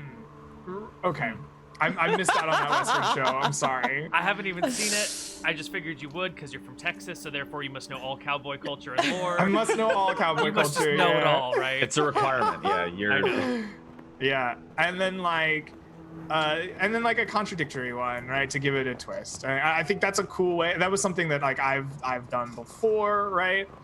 So that was something I was gonna potentially talk about, like how we take those inspirations and give them our own spin is kind of cool. Sometimes it's fun to play with expectations, right? Like using similar familiar names and story beats that the players are going to recognize, but then delivering a twist on them, right? I remember specifically a campaign in which I purposefully alluded to a bunch of Macbeth characters, and I knew that the like 2 literary what it's called, English majors, there we go, they're not literary majors, they're English majors, the 2 English majors in my campaign would pick up on it like immediately, right? Everyone knows the Macbeth characters and kind of story, and then I delivered kind of like the opposite of their expectations, right? And so like that's a fun way to kind of take people off guard, kind of. I thought that was a fun thing. Playing characters inspired by their characters from pop culture can be fun, right? Like sometimes you said, I don't want to have Dalamar in the tower, but like sometimes being really explicit about your inspirations can be like a big boon, right? I know that there was a player at my table who really liked the kind of tropes associated with the escaped construct, right? The Frankenstein monster, the River Tam, what's it called in Stranger Things? The 11. But it's got like the Weapon 11 or like Project 11 or I don't know. 11, yeah. Like and we just kind of, and he was like really into that, but like never could find the like right character. Like he always felt like out of place, and we just kind of got to him at the table and like, why don't you just play one of those characters, right? Like name everything, just like you're that character, but in this game, right? And it really like clicked with them. They like knew how they were gonna role play everything, right? And by like really leaning into that, it like made them a better role player. And now like the breadth of characters that they play successfully is a lot higher. But like it kind of like was the tool that they used to like kind of break into how to Yeah, that play makes sense. a character. That's super legit. Oh. Yeah, and so I thought maybe we would talk about using characters explicitly inspired. Well, let's do it. So Who's got inspired characters? Who has played something? Neal. Oh, I was gonna say Neal, isn't pretty much every episode of Shenanigans an explicit or implicit Oh, pop that's culture true. reference? Don't you just like rip off bad movies and make that the plot of every Shenanigans episode? About 30% are just like, here's this thing that I recently watched, and we're going to make it into a Shenanigans episode, and it's not going to work, and we'll ramble through it somehow, and it'll be really dumb by the end. Yeah. That's true. We've done Die Hard Shenanigans. We do a lot of Easter Shenanigans. Done a lot of weird shit. Done Pokemon Shenanigans. Yeah. What were you gonna say? What have I based things on? You know, Quartz was pretty heavily inspired by Aang out of Avatar: The Last Airbender. I was watching that show as we were playing Seekers of Sarmanath, and when I needed to make a new character, I was like, this Aang kid is pretty cool. Yeah. I actually originally wanted to make him like a druid, maybe, because I was trying to like more closely tie him to elemental powers. But druids don't really work that way in D&D 5e. Like it didn't fit thematically. Yeah. That's fair. I think that's very cool because the only people I've seen make an Aang inspired character have all gone way of the four elements monk. Mm-hmm. And so that you went first to druid and then to sorcerer is very interesting to me. Yeah, I usually like take an inspiration and then pull a whole bunch of liberties over it. Yeah. I mean, Way of the Elements monk is also absolutely terrible. Absolutely dreadful. I'm not sure how the rework is. I think there was a rework at some point, but the original one is really bad. Really bad. Mm-hmm. I played And the I original played one. that- I enjoyed it. I enjoyed What it about because it of was the, bad? because of the flair. The flair is great, but the flair comes from you. It doesn't come from the class, right? What you put in and what you're trying to do with elements, that's the cool part about the monk. Mm-hmm. But the mechanics are very cumbersome and much weaker than other monks in comparison.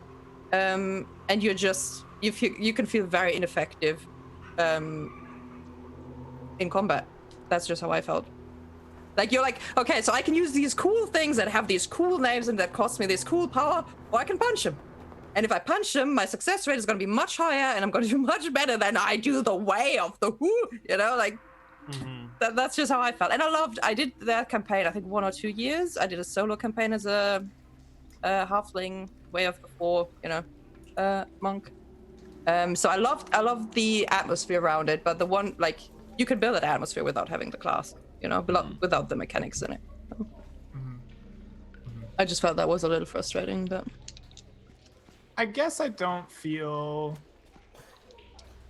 We have the Borg monk. Oh my god, that would be amazing. I guess I don't feel the mechanical strain to be super effective in combat in 5e, especially. I feel like almost everything in 5e is effective, right? Like, there are things that are clearly better, right? We can make a Pact of the Blade Warlock multi-class that deals 8 billion damage on a natural 2. But, like, outside of a pure power gaming experience, it feels to me, in my experience, like every class is combat effective. Like, it's As long like, as you have a 16 in your prime requisite. But it's not just about. God forbid you have a 14 as your highest stat. Unplayed. Well, it's not. Of course, anything can fight, right? I don't really But agree with that. That's not like.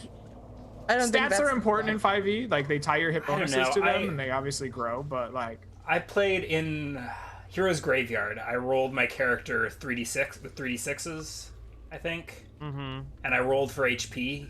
and I just rolled poorly. I think 14s were my highest stat, and I had low HP, and it was really frustrating because I just like spent the whole combat running in circles trying not to die. Yeah. And trying to be the healer when like you've got low HP, and I don't know. It was frustrating, and it felt like I was letting my party down. And You do need certain stats to be effective in 5. I think it was a combination of low main stat, low HP, and it was just very clear that this character was subpar. Mm-hmm. I've never played a character that I felt was subpar, and the only character in one of my games that I've seen like be frustrated was frustrated because their stats weren't low enough. They rolled 3d6 in order, and they rolled really poorly, and I was like, that's a bartender, you can roll again. And he was like, no, I'm going to play he said, I'm going to play a character that is oh fuck, the Hitchhiker's Guide people are gonna kill me. The depressed robot, is it Marvin or Melvin? Melvin, I think. I'm gonna play Melvin, the depressed robot. And he found a monstrous class that gave him like some negatives to key stats. And he played a hopelessly depressed like dark gnome, I think, that he named Melvin. And he played the hopelessly depressed robot, but it was a gnome. That's fun from an RP standpoint, but if you put him into a carefully balanced... Sorry, go ahead. He was upset because he was too successful in combat. Like he couldn't fail enough to RP his depression. But that's very specific. Like, I'm trying to make a character who can't do anything so I can be depressed about it. Right, that sounds interesting from an RP standpoint. But if you put that character in a carefully designed, like CR balanced encounter, they're going to be the awkward fourth wheel that's running around combat trying not to die. Or, I mean, but I guess if that's your shtick and you're like, I'm so ineffective. Yeah, no. Uh-huh. Oh, it is Marvin. Marvin? Yeah. It's Marvin? You knew you'd piss off the I knew I would. fans. I knew I would. I'm sorry, Hitchhiker's World. I'm looking at the list of our Dicing with Death characters, trying to find ones that we ripped off of pop culture, and there's surprisingly not that many. There are not that many. We try too hard to be original. We'd rather err on the side of making an uninteresting flat character than stealing. Hatan is the only one I can think of off the top of my head. Who's she? What's that? That was your blind samurai? Yeah, but I mean, what is that a pop reference Oh, Ghost to? Wolf the and Cub. samurai. Lone Wolf and Cub. I don't even know what that is. No, not Lone Wolf and Cub. Yeah. No, is Lone Wolf's not the blind samurai, is he? Oh, okay. I mean, the blind samurai is from Yeah. definitely a trope. Okay, yeah. The one that so Wilhelm was but I missed the mark. I couldn't role play it properly. It was he was the illusionist, like the inept illusionist. I was trying to rip off Job from Arrested Development. Oh, I don't think I ever knew that. I'm not a magician, I'm an illusionist. I can't do impressions well. I mean, that's one maybe pro tip that I have is rip off pop culture, but be so bad at accents and impressions that no one can tell what you're referencing, so it feels original. Mm-hmm. Yeah. Zatoichi. Zatoichi, that's the one. That's the blind samurai. Right. Lone Wolf and Cub is the guy with the kid that he rolls around in the pram through feudal Japan fighting people with swords. Yeah. A bit of a... I don't know if I'm going to get Neal sued for revealing my references. So this isn't a character, but this was so I like to rip off like magic items and stuff from other video games, for example. I guess I feel like it's obvious, but maybe this is one of those examples where it's not obvious to others. The Zweihard's Hellish Halberd spell is a pretty obvious reference to Heaven's Halberd, which is a Dota weapon. Oh, I did not. And it's actually really, you didn't even catch that. It's been patched, so it actually doesn't do this anymore. But it used to apply a maim effect. Like there was a chance on hit that it would like slow and maim whoever you hit with it. Nice. It's been patched, so it does a totally different thing now. But nobody caught that. Nope, I didn't catch it. Well, so see, yeah. Slightly the old references that no one gets, and people just assume you're original. Did Zweihard ever get around to making the divine rapier? No, that was yeah. I think those are, well, actually, he did make a fair few magic items that are in circulation. Lots of mithril gear. But- Speaking of Dota, I'm ready to play at your level, Ryan. I've been training.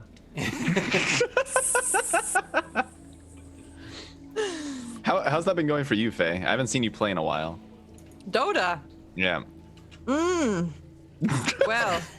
That's the appropriate reaction. well, okay. So, okay.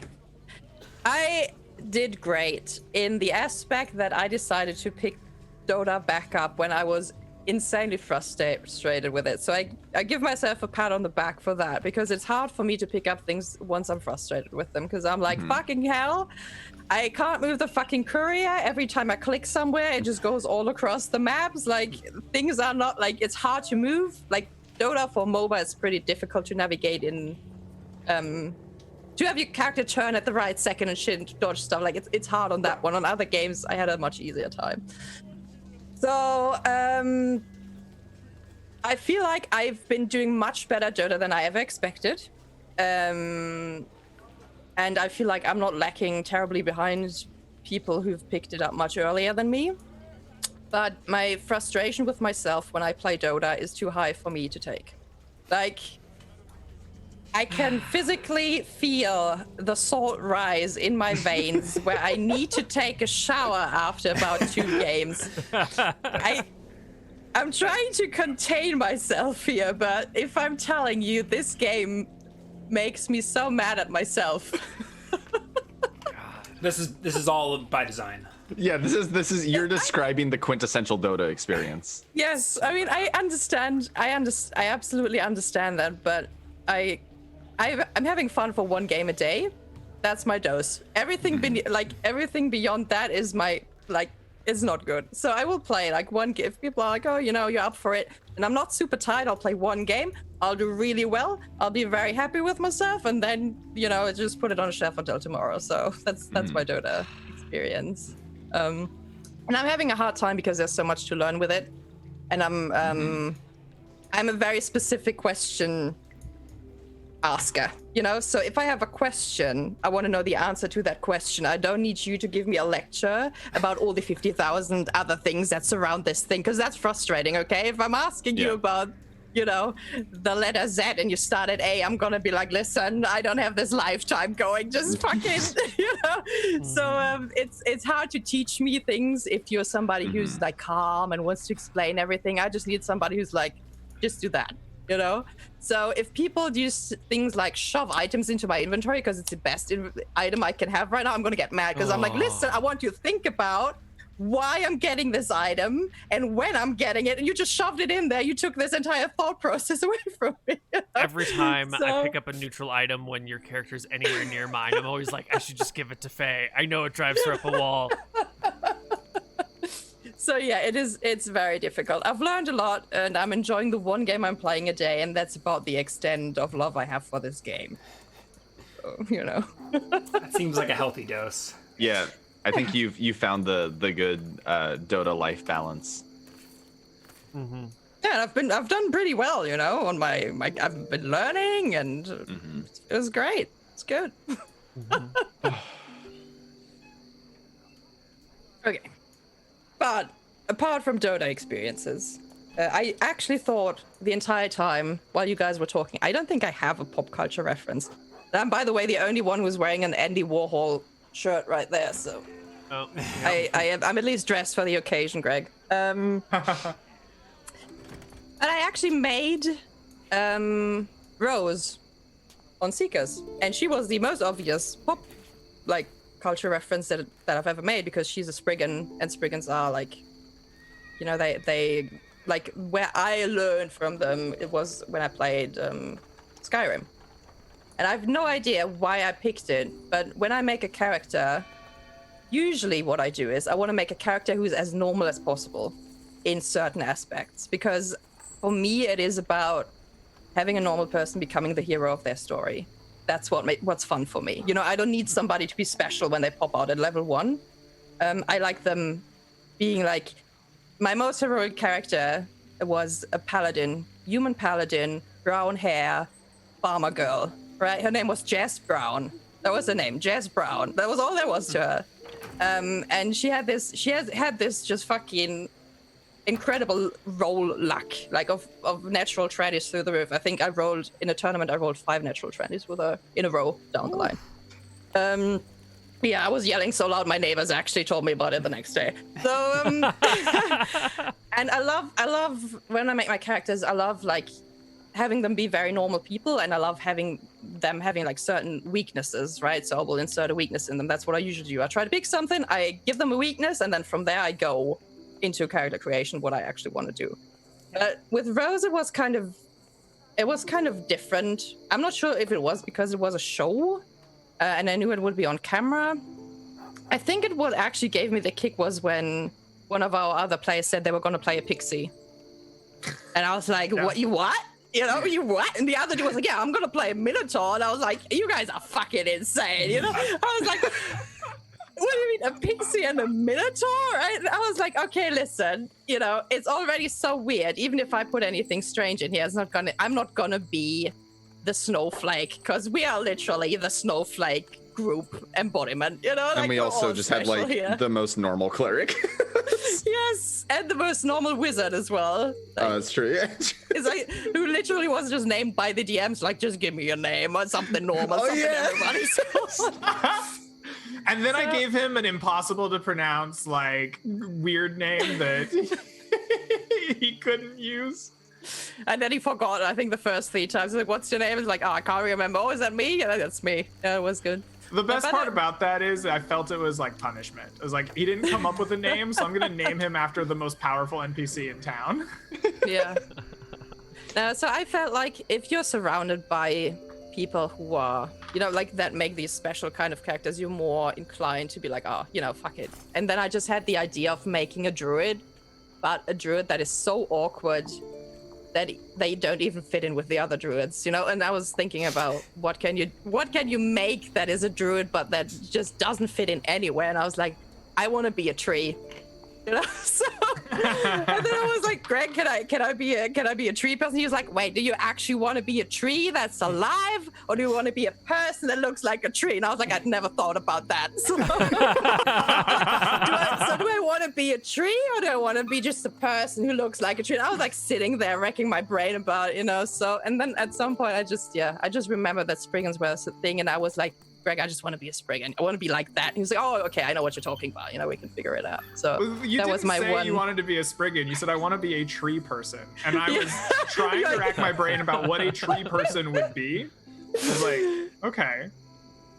Yeah, and I had to ask myself, because in that moment, I didn't even know myself. I didn't even know, what I'd be in person or a tree. I was like, I don't know which one's possible. I came into that expecting, like, kind of normal D&D characters. I did a lot of expectation setting that this was going to be like a mostly by the book campaign that is in my homebrewed world, but like the rules that we have in the book are going to be used, and all of the races in the book are available, and I kind of expect this to be kind of a, you know, I'll work with you to do anything you want cool wise, but like this, I did a lot of expectation setting that this was going to be kind of a normal D&D game, just because it was the first one I was going to run on stream. Mm-hmm. And then immediately we got a Pixie, a Minotaur, and a Spriggan. I was like, well, so much for me trying to prep. Yeah. And usually I play like very human about, I don't know, 90% of the time. The funniest thing is I knew for a fact Sean was gonna play just like an average Joe. I was like, he's going to play just the plainest person possible. I even asked for a plain name. Through. I was like, help me out here, guys. Like, what's the most normal? Tom. Okay, it's Tom. That was nice. Yeah, that was really good. And you were a fire cleric on top, which didn't work with my tree person at all. That was really nice. That was the funniest shit. We didn't even plan that ahead of time. I was like, oh, I want to be a fire cleric, and I had already written down my weaknesses, and I was like, is afraid of fire. I'm like, that's gonna go great. Oh, that was good. Yeah. I wish I could have kept the original party alive longer. People just kept dying. People always complain to me like, "Oh, 5e's so not lethal," and I'm like, I can't keep my characters alive. The first few levels are tough. First few levels are especially I killed people the whole way through. Yeah, no, we were dying the Until the very whole end way. of the game, people kept dying. How many the only level thing 1 keeping characters? them alive is our cleric could Yeah. like bring them back to life once they died. Yeah, I don't know. How many level 1 characters have been one-shot by bugbears, though? Like, there's some of these classic level 1 encounters. Or that are just goblins. Goblins are Yeah. also. Yeah, like, no, my with the ranged favorite. weapon. Oh my god. Give 'em a So bow. I ran a 5e campaign where somebody made a monk, right? And they like had spent some time coming up with this monk. And in the very first session, the very first combat of that campaign, they like charged up to 2 goblins with their monk. The first goblin hit them for 7 and brought them to 1 HP, and the second goblin crit them for 9 and brought them to -8, and they died instantly. That's the thing. If you get crit, it's just really harsh on a level 1 character. Yeah. If you get crit at any time, it's pretty harsh. Yeah, crits are bad. Yeah. Okay. All right, so maybe not last time, but a couple times ago when we were doing Chit Chat, we had talked about this future campaign that we would all like to do together on a weekend sometime. And I think we had talked about starting it this summer, but we haven't really chatted about it in months since then. Is that something you guys want to chat about? I think I'm done with D&D. Okay. Yeah. All right. Well, you got other priorities going on, Ryan. That's cool. That's fine. I'm just kidding. Are you gonna start your jazz career, Ryan? You want to talk about it? Ryan feels like he's won the game. He doesn't have any Yeah, right. ambitions left. Should we talk about winning the game after we do this? Sure. Yeah. How do you? Because win the I am game? of a controversial opinion that it is possible to win D&D. I agree with you. Oh wow, God! Both of them agree. Mind blown. Oh boy, I can't wait. When for this Sean one. and I agree, there's a powerful storm brewing. This is one of the many portents of the If end Ryan of the world. says yes now, and I have to have the same opinion as Neal, then we're Well, really in really deep waters there. So I feel like winning D&D is in like moments. You don't like get to the end and win, but there are certain, I don't know. So Neal, Yeah. I'm sorry. We can table winning D&D until after. You did bring up a I'm only because I'm sorry to burst your bubble, Neal. Go on. I'm interested. Do you actually have a campaign concept, or are you just asking us if we're still interested in playing D&D? I have been trying to dig up a campaign concept, and I've got some ideas, but I only have ideas for the first few, maybe like the first 5 or 6 sessions at low level, and then I'm so totally strapped for ideas beyond that. Well, that's good. We'll just win. We'll win quickly. We'll make sure to win the first 5 sessions. Or you just one-shot them first session, Also That's possible. true. That would be easier. Yeah. That I was just my didn't wanna- response when you brought this up the other day. I was like, why are you even worried about a few sessions down the line? Most characters die in the first level. Yeah, because I want to have a future plan for y'alls, and I don't want to get into it and then sort of stumble around and be like, I don't know what's going on. So I was hoping to have a plan, and I didn't want to leave you guys hanging, so I wanted to re-gauge interest as if you guys are still down or if your life has changed. I know everyone's going outside now, so things might be different. I'm not going outside until at least October, probably not until later. So I remain a social recluse, and even when I do go outside, I do the bare minimum of outside. I'm not an outside person. You're an indoor cat. Your beard and flannel say otherwise. It is a shock that I did not wind up as a logger. That's fair. I would pay to see you log. If you would make I don't know. Would you even, if you put a Patreon up, this pay to see my logging videos? I would GoFundMe. watch at least a couple. I think that would be funny as shit. Okay, my There's this, biggest concern is that Stone Age logging is tech the most guy. deadly job in America, and I would probably be the first person to die. You know how there's those like Stone Age tech guys that'll like go and build a house out of something in the middle of nowhere and like show you how to do things in the old way? Sean is the same thing, but instead of like Stone Age technology, it's that like middle of the road, like when lumberjacks were at their prime in the late 1800s. He's got the like giant two-handed or the saw that's like 10 feet across and needs two people to go back and forth. And he'll like show you how to take down trees and turn them into homes and build homes inside the trees. I would watch this channel. I agree. I think it would be hilarious. So would he have to get good at it before he does it, or no, would the whole point be he's awful just and it's as him with this enormous saw trying to figure out how it works while simultaneously explaining it to you? Yes. And then taking like coffee breaks every now and then to like talk to you about the saw that he got while he grinds his coffee. It would be Quality entertainment. It'd be Okay, great. Neal, enough busting your balls. What's the concept you wanted to share with us? Well, I was gonna You were gonna outsource it. We have to give you the concept. the concept I wanted was sort of like somewhat guardians of a region, or like how do you want to say, sort of like same timeline as the current Dicing with Death campaign with Devon, but on like the other side of the island.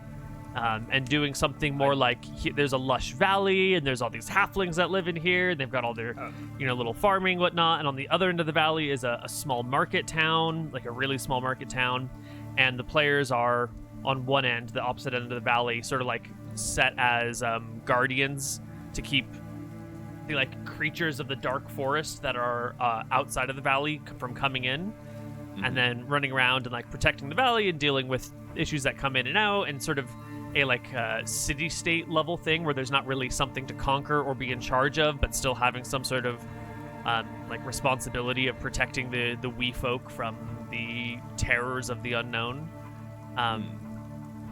But then I'm not really sure where to go after that, because you can't just like guard a valley for an entire campaign, you know? Well, you gotta leave the Shire, right? To Every fight the now and big then bad You evil. said there's nothing to conquer, but there's a dark valley just outside of our lush valley. I think that's the problem. Once you get a few levels in, you're ready to adventure outside of the valley. Once you take over or like defeat all the threats in the forest, I'm not sure where to take it. And we take over the forest. Or you Maybe. tie a nice little bow on it and just call it a 12-episode miniseries or something. That could work too. Yeah. Right? There's no Have you need watched? to. Yeah. Have you watched Princess Mononoke, Neil? It's been a little Oh, while. are you kidding? Neal Been a such hot a minute. that was like- like his favorite movie when he was 12 I years feel old. like that would be an amazing. Okay, that was his third favorite inspiration. movie when he was 12 years old. I mean, it was around. I think the Bruckners were more into it than I was. But, Yeah. I think that is a good like inspiration for a small village that is being attacked by the darkness, and of people trying to defend it and venturing out. And I think for inspiration, it's probably cool. You should rewatch that sometime on. I'll play the cat that she rides. Or the wolf. Wolf. But it doesn't need to be high fantasy, you know. I'm just saying. I think when you said rural village, you know, blah blah blah against the darkness, that's what I thought about. If we're doing campaigns based on Ghibli movies, though, can we do a Kiki's Delivery Service one at some point? Yep. We'll you just use, gotta take it made across the market RPGs. square, and there you go. I will be the Quick cat. and easy. We can use Made RPG as the rule set. What's everyone's favorite Ghibli? Probably Kiki's Delivery Service. The Kiki's. Yeah. Totoro. Okay, Totoro. I like that. That's a quality. I think I'm Princess Mononoke, but I might have to look at a list. Yeah, I need to. I look still at a haven't list. watched Princess Mononoke, but from what I know about it, once I watch it, it might become my favorite. Either that or Spirited Away is also pretty good. Oh, Good. Nausicaa Spirited Valley Away of is the pretty Wind good. was also very good.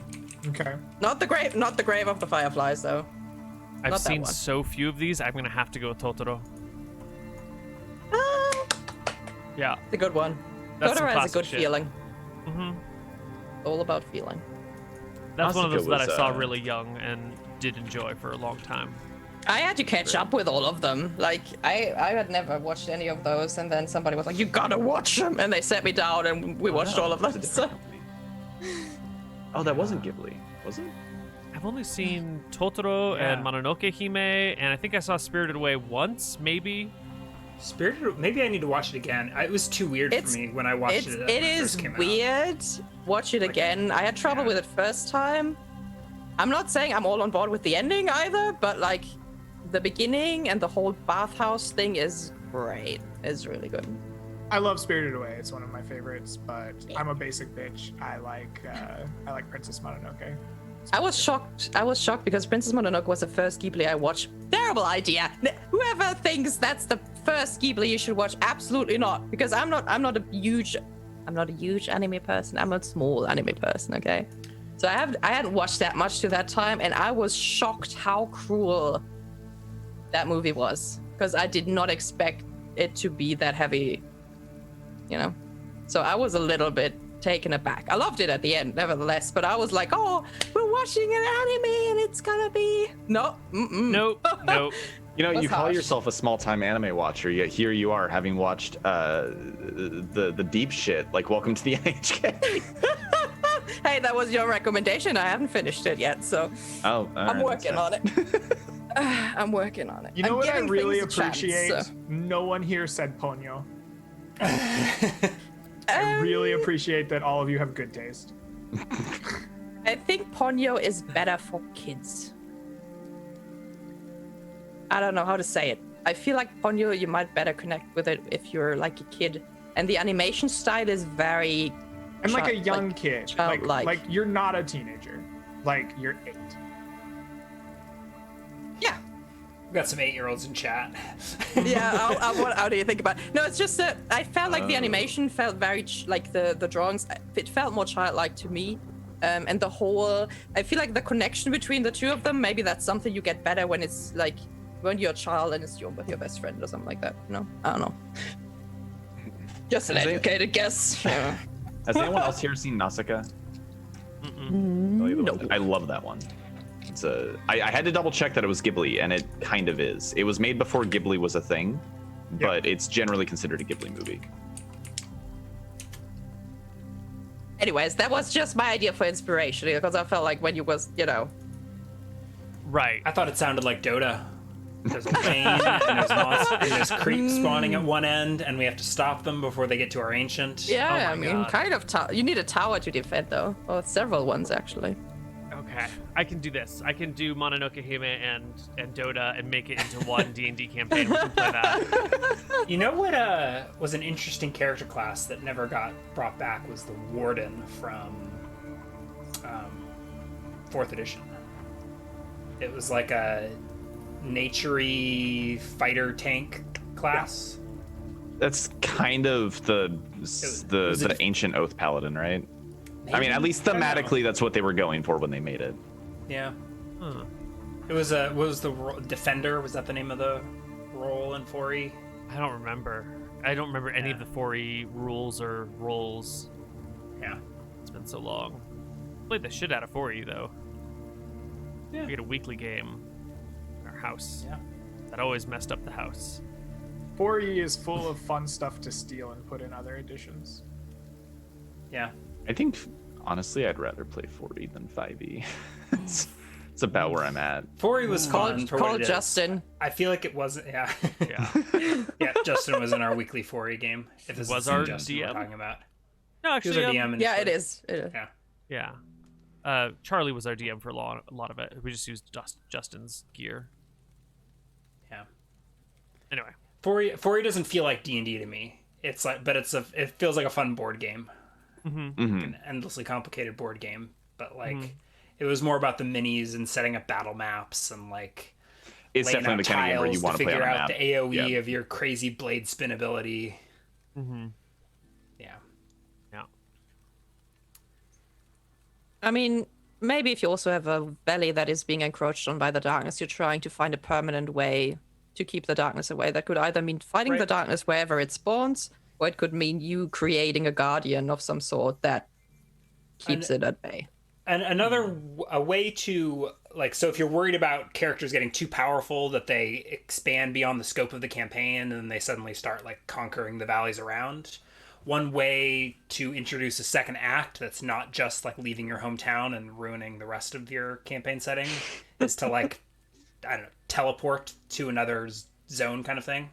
So like in this example, like, okay, to find the permanent solution to defending your valley, you go to another dimension or whatever to find that. Or another solution. time.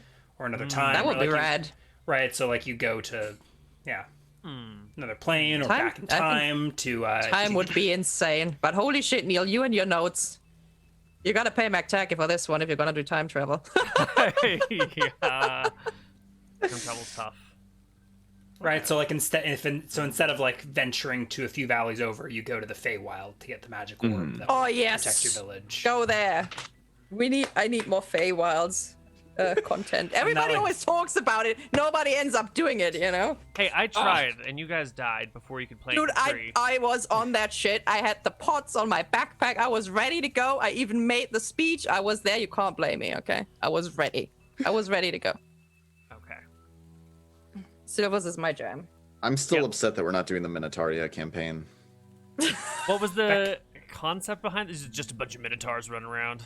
Yeah, doing Minotaur things, like Minotaur politics. Tough guys. Tough guys doing Minotaur stuff. Is there That a could be a reason why fun, you like- have to leave the Dark Valley? Am I insane to think that an entire 20-level adventure could be done in a Dark Valley? No. I think that you would. If you get buy-in, the size of the right? island is not that great, so I think by the time you hit level 20, like, Well, if you get the if they're players- still, go ahead. If you get the players to buy in that they're not just gonna like march over the mountains and start fucking up the neighbors, you could do the whole campaign in the valley, right? You could just keep spawning crazier and crazier dark monsters that are threatening your valley, and you just keep coming up with interesting encounters to fight them off. I feel like the you're just fighting off dark monsters from your valley is the first few levels, and there's a lot more that you can do in the Dark Valley storytelling wise. That's what I was gonna say, right? Yeah, you're gonna find the people and things that live in the Dark Valley, and you're gonna start mapping it out, and you're gonna start finding where the dark monsters come from and what they want, and why maybe some evil wizard created them or some. Yeah, and thing. like I was also imagining like by conquer the forest, it's not like go in and burn it down. It's like discover make friends and enemies in the forest, right? Like you're not just. And going one down alternative to like expanding outward is to just go higher and higher resolution in the same area. Yeah. Right. So I don't know instead what of you mean by like that. mapping village to village, you could be like, okay, here's hut to hut, farm to farm. Like you just zoom in closer and closer in your little valley. Right. So instead of there only being a landmark every 20 miles, which is a village, you go into more detail with what's a mile down the road. You can fit a lot of adventure in a 1 square mile do area. I mean, this is a problem though that I've run into, is that like this timing of D&D seems to naturally lend itself to like multi-day adventures, right? If you can travel 24 miles in a day, it's kind of hard to limit the scope to less than 100-mile radius, right? Right. It just means you don't do travel, right? Like rations are not really a big thing, and people are always close to town. Like it changes how the game plays, but people run like big metropolis city campaigns, right? Yeah. Like running in a small geographic area. Like it just means you don't use the travel rules. But D&D has always been modular enough to just use the travel rules. I think I like that idea. Yeah, playing a city crawler is a lot of fun. I played one. I ran one of those like 4 years ago. And do you like, instead of doing an encounter per day or something like that, do you have like random encounters whenever you're moving from like one neighborhood to the next? I drew a huge map on stream and made 16 distinct districts in it.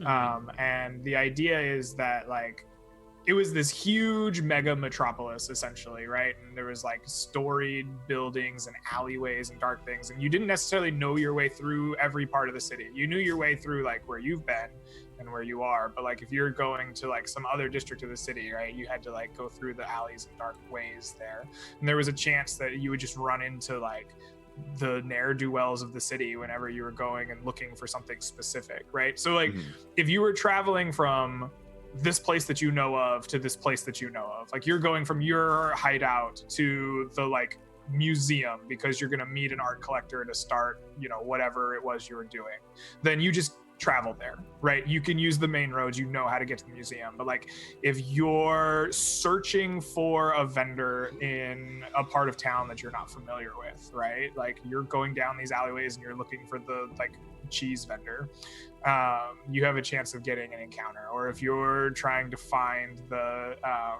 Thieves Guild, or if you're adventuring, then like you could get an encounter. But if you're just like traveling from known locations, that didn't do it. All right, we can make this happen.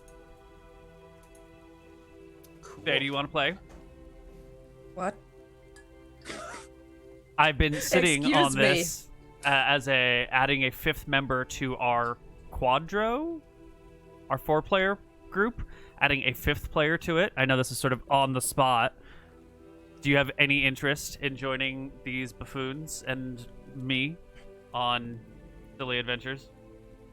No pressure. It's not like there's hundreds No pressure. of people. So You can say you'll think about it. That's a good answer. That's probably the best. so what answer. it would be, hello there, I'm Faye and these are my boys. If that's the game you want to play. Have you can call discussed it with the others before? Or are you just like, oh, I'm Neal, I'm just doing whatever the fuck I want? No, I did run Cool it by with it. everybody at some point in time. Oh wait, did you? Yeah. I don't remember this. Sean yeah, didn't get this the was a memo while though. ago. It was somewhere in cool here. with it. It's a I'll think about it. There you go. That's I'm not the gonna right say answer. I'm not gonna say no. But I mean, yeah, certainly the Especially if it's in the logistics. same valley. We could even set it up pretty well with like a 5-player rotating cast, as in like, right, if there's a week where one of us can't make it, it seems And I easy don't- enough to like I run a think- 4-person party and Yeah, have and I think- someone off running an errand. At this point, I think it would have to be every other week, like a fortnightly thing. And we still haven't, set it up or anything, and the timing, logistics, and all of that stuff is going to be a far bigger factor. are you whether or just not putting it me on works. chit chat and you're just like, hey Faye, I was just wondering. What a bitch. Asking you on stream so you look like a jerk if you say no. This is It how is I get the so- talented people to join my campaigns. I just put You them in know- awkward positions where they can't say no. Well, the challenge is I've played with some of you guys before. And That's the I've challenge. loved playing. She's already I've played with loved- you guys and doesn't want to come back. That's why she's so conflicted. No, so the problem is you guys have, I'm a part of the community. I never saw myself a part of the cast people, Even in the Kubanites, I really didn't. For me, that was just Neal wanted To people be who fair, represent the you're community. almost more of a cast than these boys. Like, you were personally invited. They had to audition to get you. I wanted to audition for Hardcore Heroes back in the day, and I was too shy to do it. But no, the thing Thank is, you what for you guys. not. I Thank feel you like for- I yeah. owe my spot to you not auditioning. I would have been so. Oh god, yeah, I would have been devastated because I love Frofro. So, and that's the thing. I loved Frofro back in the day. If I join you guys, I can't watch you because I'm going to be part of it. I've been very much looking forward to you guys' campaign, and I know lots of people have, and lots of people want the Dreamcast back. So Who gives a shit about what other people think or want? We don't do this for them. I think they're gonna see it come back and they're gonna realize it wasn't that great of a console after all. Yeah. They're gonna be like, they were good the first 2 times, but this 3rd time is like over the moon? Over the shark? Yeah, over the shark, over the moon, something like that. Over the top. Needs Well. to change. So yeah, I'm just acknowledging that. I'm just saying, I am aware of that, and I will give it a thought. I'm very surprised. I was like, you were like talking. I was like, I'm just gonna be sitting here. I'm gonna have a listen to what the new campaign plans are. I don't know. I'll think about it. I'm also mad that nobody has said anything to me at that point. You guys are absolutely terrible. So. To be fair, I had no idea. Me So I either. would have warned you. Neal's saying that he brought it up. Okay, I was rolling with it too. But I Did I not think ask Hasn't you guys said about this? anything. No, you never brought it up. Oh, I asked you guys if she could, how you felt about her joining Chit Chat. Yeah, that came up. Okay, Eh, so same, here's the deal. Same, Here's the same. deal. Even if I considered saying yes, I want you guys to get together, and I want you guys to have like a I'm cool with that, I'm not so cool with that. I want Nick to have a voice in it as well because he's not here today.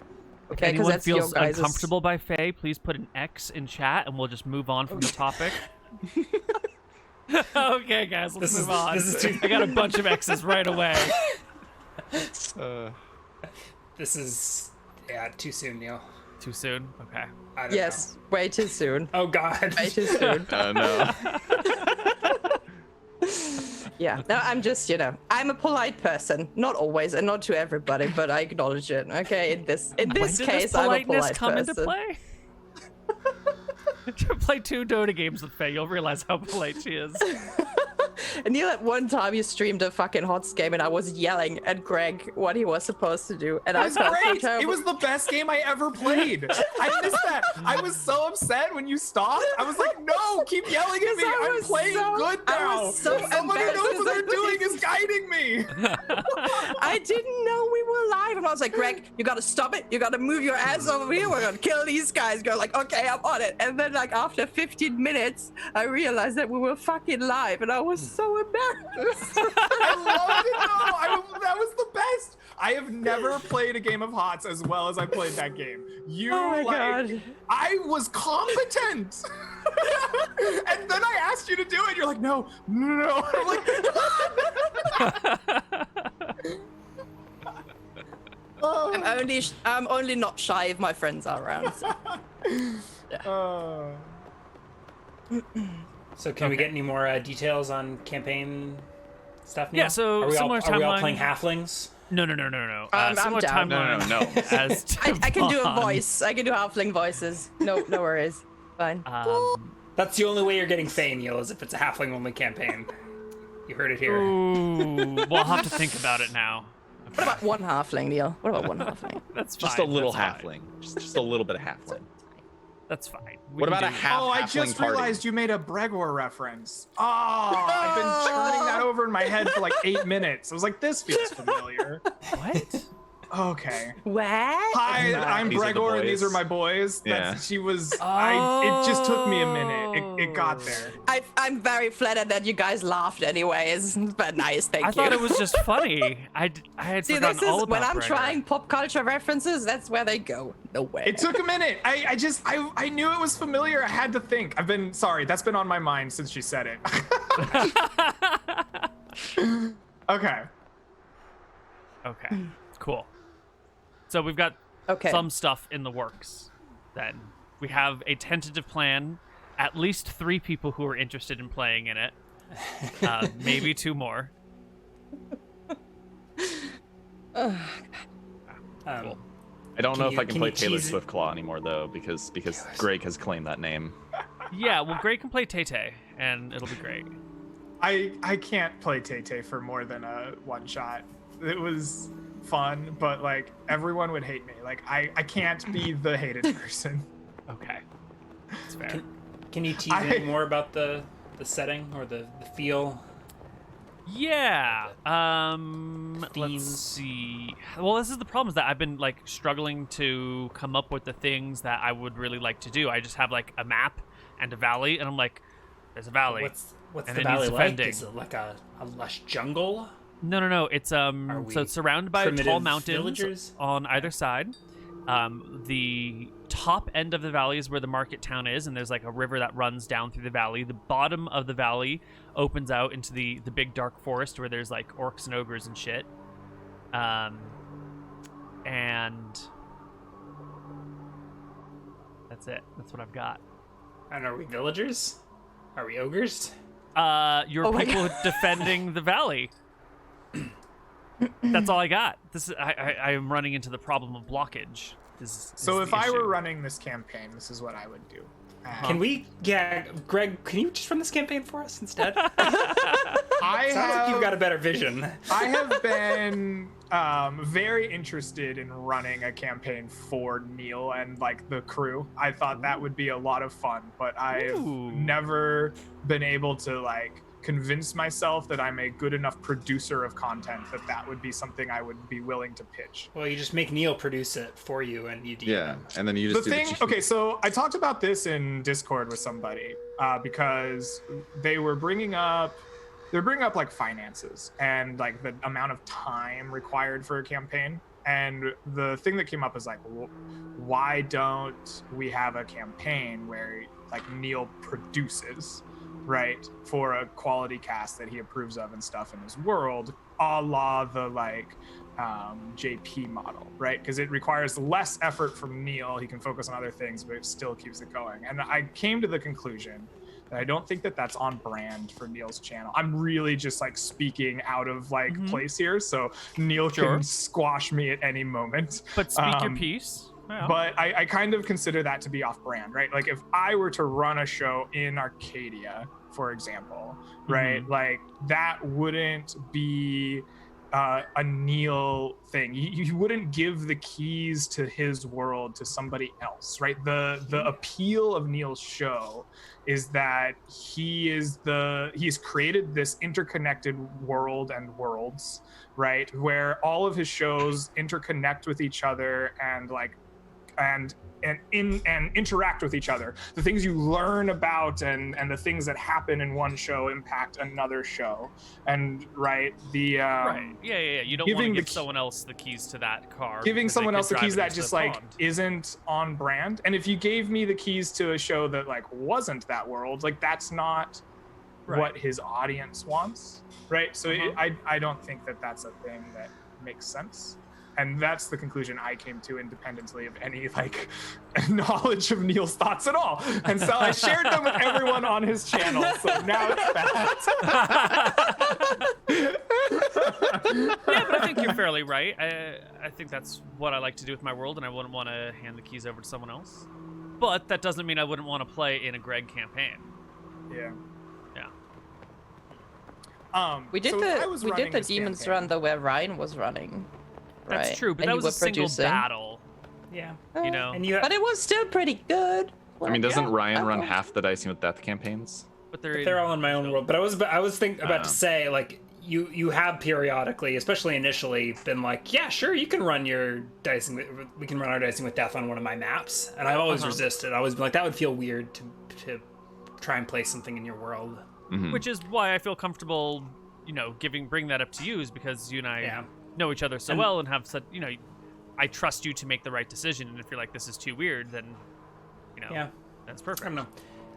I know it was a different continent, but you gave Chucky the keys to the maps. I did. The Age of Strifes thing. Honorbound used your maps. There was some. I don't know how much of it was on stream. But there was some. Yeah. That was during Age of Strife, right? Like when wizards were illegal or something. And he was I don't know. Chucky would frequently try to make lore, and Neal would be like, "Well, now, I'm not sure if this is canon." Yeah, there was a lot of back and forth. Yeah, God, those early days are such a blur. I think he tried really hard to put the winter gods into it too. You know what? I respect that effort. That was before it was a meme. He just saw an opening and just went for it. Tried to fill it with his own lore. Took the keys to Neal's car and took it for a joyride. Whatever happened to Chucky?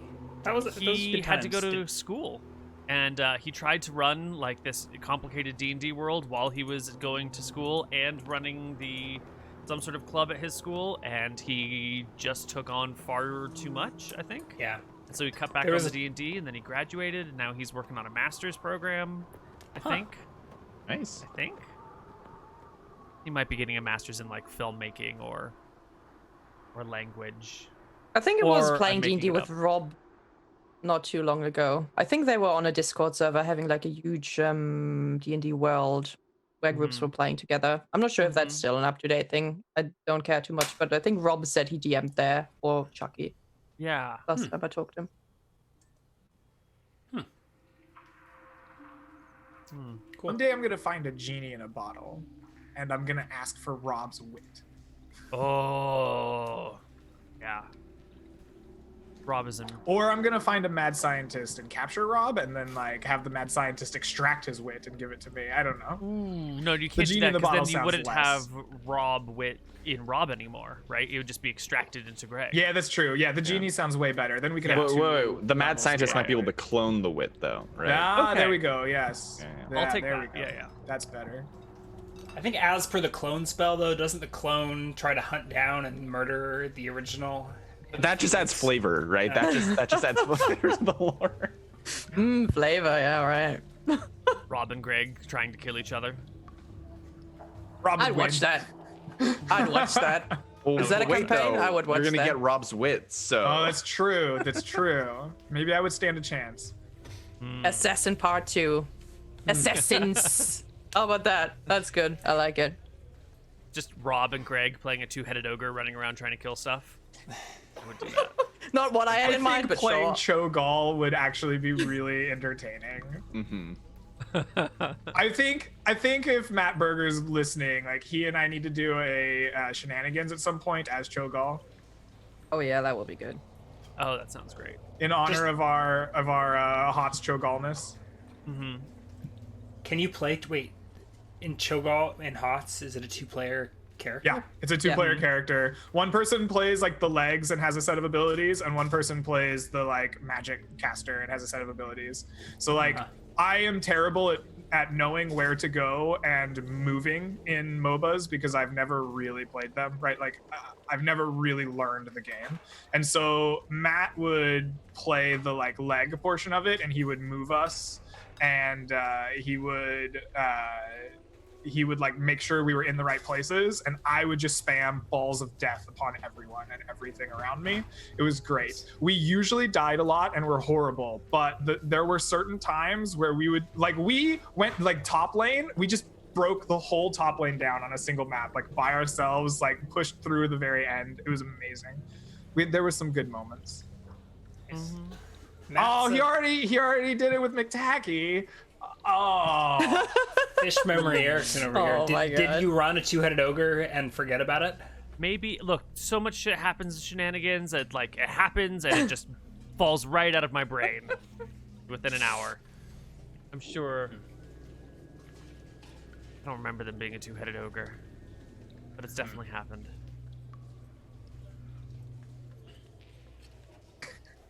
How can you forget about your flagship show, Neal? Everyone's trying to tell me what my flagship show is, and I've never agreed with the analysis. What do you think? I your just flagship like show is? pretending that I shenanigans love all my is children. the best thing. You just kill some quicker than others. That's all. Yeah. But the love is all equal. All equal. Love you to death. Yep. Hey, That's Van why it's Helsing called dicing survived. with death. Yeah, I mean, some people get a holy swan sent to talk to them, and other people just get shackled to their feet. You know, it happens. Yep. Top tier gaming right there.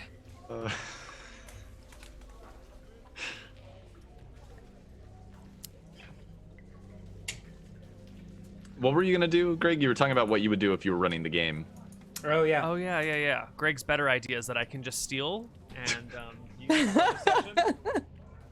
If I getting was his running the notebook. campaign, I would make the valley very populous, very populated, right? You said there's this like river running down it. I would treat it like the River Nile. And I would have like a whole group of people in society kind of living off of this river in the valley. And I would make sure my valley was big enough to support like a large number of villages. And like even maybe cities and towns. And I would have the people who lived there be kind of isolated, I guess, from the rest of the world. Like this is their little like valley kingdom kind of thing. And like it doesn't have to be a desert around it, right? It could be farmland and whatever else, right? But like Right. this river is kind of like the source of their livelihood.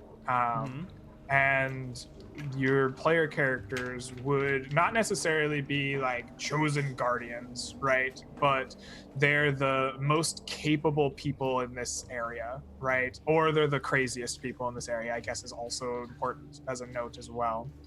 And they would be the ones that take care of the various problems that come up living in this secluded valley for them. And the biggest one of which would be this river, right? This life-giving river, which while it could do the normal things that life-giving rivers do, like flood and, you know, destroy farmland, it's also coming from this dark valley, right? And so I would say that once a season or multiple times a year or something, like something goes wrong with the river. It flows red with blood, or it distills and things die in it, right? And like this is a hard time for the people, right? And there's like monsters that come in too sometimes to steal cattle or steal livestock or things, and so you have to deal with that, right? There's the monster element, but there's also this kind of like, hey, like we're adventurers and there's a dark valley full of deep mystery, and once a year or twice or whatever, like the thing that we need to survive is like dying.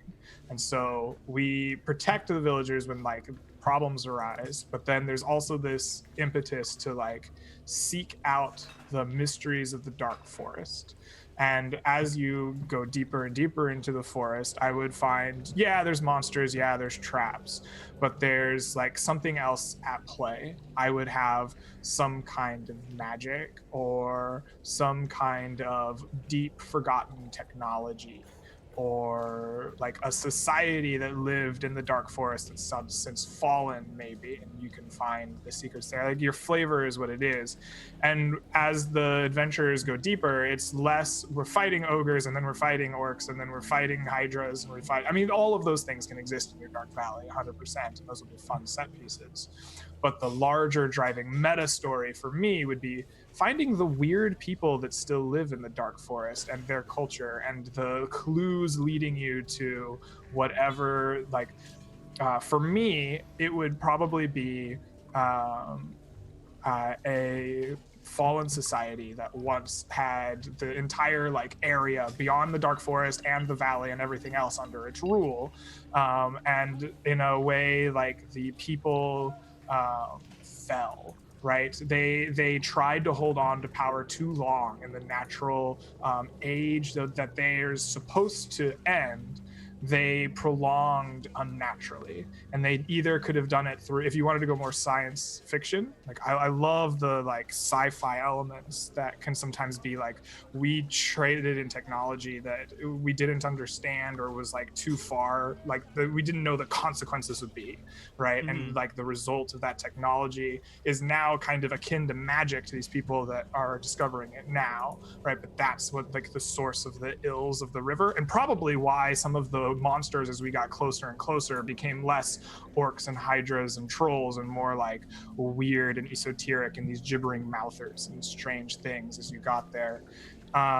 Or it could be like they just straight dribbled in dark magic, like the great kings of the era went, oh my god, our era is ending, like the age of our whatever it is, it could be elves or men or whatever, just our age is ending, and so in order to prolong it, we made a deal with a more powerful entity, and they held on, but that deal comes with a price, and over the centuries, like that price means their society collapsed and they fell, and there's these like wandering like almost monstrosities that used to be these great kings and powerful, like they're like souls, or their like force of presence is still like impacting this dark forest, and that's why it's dark and oppressive, and like the source of the curse in this river that's affecting the people, right? That would be the way I ran the campaign. And so I would have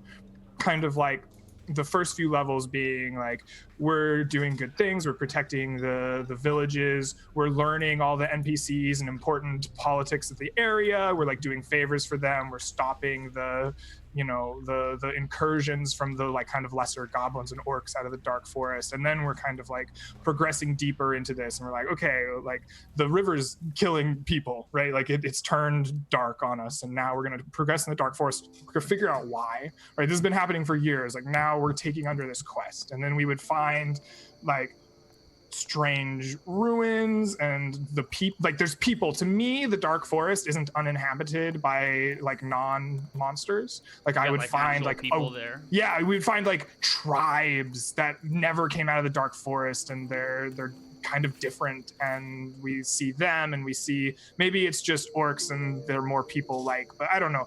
We would find those people and learn from them, and then we would find old ruins and old caves and stuff as we unraveled the mystery of the dark forest, leading ultimately to like a showdown with like whatever was causing that. That would be the campaign that I ran, given the restraints you kind of started with. Take those Sweet. into You're hired. consideration. Yeah, you're hired, Greg. This is gonna be great. I can pay you $0. Neal's rolling up his character right away. You know what that reminded me of a little bit? Have you seen or have you watched? I think it's called The Village in the Woods. Have you watched that movie? Yeah, the Shyamalan movie. Is that I have no idea. I watched It's it called a The long Village, time right? ago. Is it called The Village? Oh, I just think the- it might be yeah, The yeah. Village, which is about like this small village in the woods, which lives in like a. It seems like they live in the past. Spoiler alert! If you haven't watched this, then just Yeah, this is the mute Shyamalan myself. movie. But they actually live in the present time and they are like getting out. I think it would be nice for Greg's way to have an explanation as to why people have not explored further so far. So be it like the society has decided we're sticking together, we're not going to explore the Shadow Realm or whatever, the Shadow Woods, the Dark Valley, for these reasons. For example, we have a cult and we worship a certain god and the god forbids us to do X, Y, Z. Or, and then you need a justification, which is like, we actually go out. We have to go out now. We're pressured. We have to leave now. Either that, or it's something like every 100 years, we have to leave the woods to achieve, whatever, to replenish the water or something like that. And this is the group that has been chosen to do that. But it's nice to have an explanation as to why they usually don't venture out more often. I think that's a fine idea, and I like it. I don't dislike it. I'm a really basic DM, I guess. And when I get questioned with like, why didn't anyone go out in the forest? My answer would be like, people probably did, but it's dangerous as hell. Yeah, I mean, you can have that as well. You can also have well, Yeah. people go there all the time, right? It depends People on what can you go want. there. Do you want the dark mystery kind of exploration? We go where nobody has went ever before, or do you want there are people who've come back and they have experiences, and it's more, depends on I think which that way you want to go. I would basically run it. I like your idea. Yeah, you have a good idea. I don't know why I'm They're trying both. to They're, like. they're all. I run things a little bit differently than that. I balk at those I balk at the you're special, right? Like we have a special reason why these 5 people are doing a thing. That has always kind of rubbed me the wrong way. And so I agree if it I was balk like at it. I agree if it was a sandbox, I wouldn't like it. But if Yeah. I think if you're trying to keep something in a small frame, then it makes sense to have some constraints in Sure. some way, And they I don't think have to that be the chosen ones, They might just. You can No, you still have a have good a idea. justification, which I doesn't would include 100% that play you- in the campaign with that as a restriction, right? I like it. If I was running it, I wouldn't use it, but I'm also a weirdo, so don't take my advice. I heard an idea that was good, and my initial reaction was like, "No, I must argue about this." So like, I don't obviously, not like it. Yeah, It's not I do not worst like thing it, but ever. I wouldn't do it. Like, yeah. I want to start by saying I really like your idea, but this is why you're wrong. Like, okay, Greg's a loser. It's like, No, I liked it. I just think that for Neal's world, we probably need to find something which is not advanced technology because he hates I hate magic as technology. I think, yeah. Okay, So it has- Neal it would have doesn't to have, science like, fiction, some- That's fine, but like, Right, but I you can do. still I was do. giving you something that Greg might use. Right. Yeah. Well, this has all been insightful. I realize that I actually have a thing that I need to be somewhere else in 25 minutes for a movie thing that is being streamed with some friends. So we're gonna have to bring this in for a quick and unexpected landing. All right. Yeah. So thank you all for coming for Chit Chat. It's lovely to hear from you all and see you all again. Mhm. And we will try and get something on the books sort of soon-ish for a campaign with us all. And we'll see if everyone wants to be involved, of course. So maybe by the end of this month, I'll have something I can throw at you guys to talk more concretely about. And then Cool. we'll see where we end up. Sounds fun. Anyone have All right, anything? you convinced me to play D&D again. Thank you, Ryan. Thank you. Thank Right, God. comes out of retirement. Yeah. Only if you can do the theme song for whatever campaign this is on your trombone. Oh, yes. Can I sing? I want to sing. Actually, mean, never actually- mind. I Oh don't my want to God. sing. I think we need the entire secret jazz band to show up and Like, do I the really want intro. to sing, but I am concerned that my singing will drive away every viewer that you have. It's Or fine, they'll we just like all get together to sign a petition to just be like, can Greg leave the show now that there's 5? Like, can Greg just leave? We'll No, take because then Faye. we can get like Blonde Coffee to do the vocals. We can get Little Toot Oh to no! play the- You do not want me to sing. That is a bad direction you're going down. It's a creepy dark forest. You can just like groan into the microphone. You can Yeah, like well, do a I'm not- chainsaw, and then you can like. Oh, that's perfect. Perfect. Get that vocal fry. Just make your coffee grinding noises in the background. What are you talking about? It's like, I need some for the wind. We're about to run tabletop audio out of business. All right, it's been great, y'all. Been fun. If you're in the U.S., call your fathers. Call your fathers, everyone. And the UK, I think. I don't know. Do they celebrate Father's Day in Germany? Oh, they do. We just have a different. Well, either we have a different time or we don't give as much of a fuck usually. So. Well, your father gave a fuck for you, so. Literally. One at least. Isn't that really his Father's Day though? Like Mother's Day, I get, but Father's Day happened already. Like he had his. He got his. Yeah, He had his yeah. moment of glory. Yeah, it's on the 13th of May. Yeah. So. Okay. But I helped him put on the mailboxes on his wall, so that's as much of a Father's Day you're gonna get, you know? Like, Oh yeah, if you used a tool on Father's Day, you did it right. right? I think so. He was very proud. So. All right, everybody, we're out. See you next time. Bye-bye. Bye.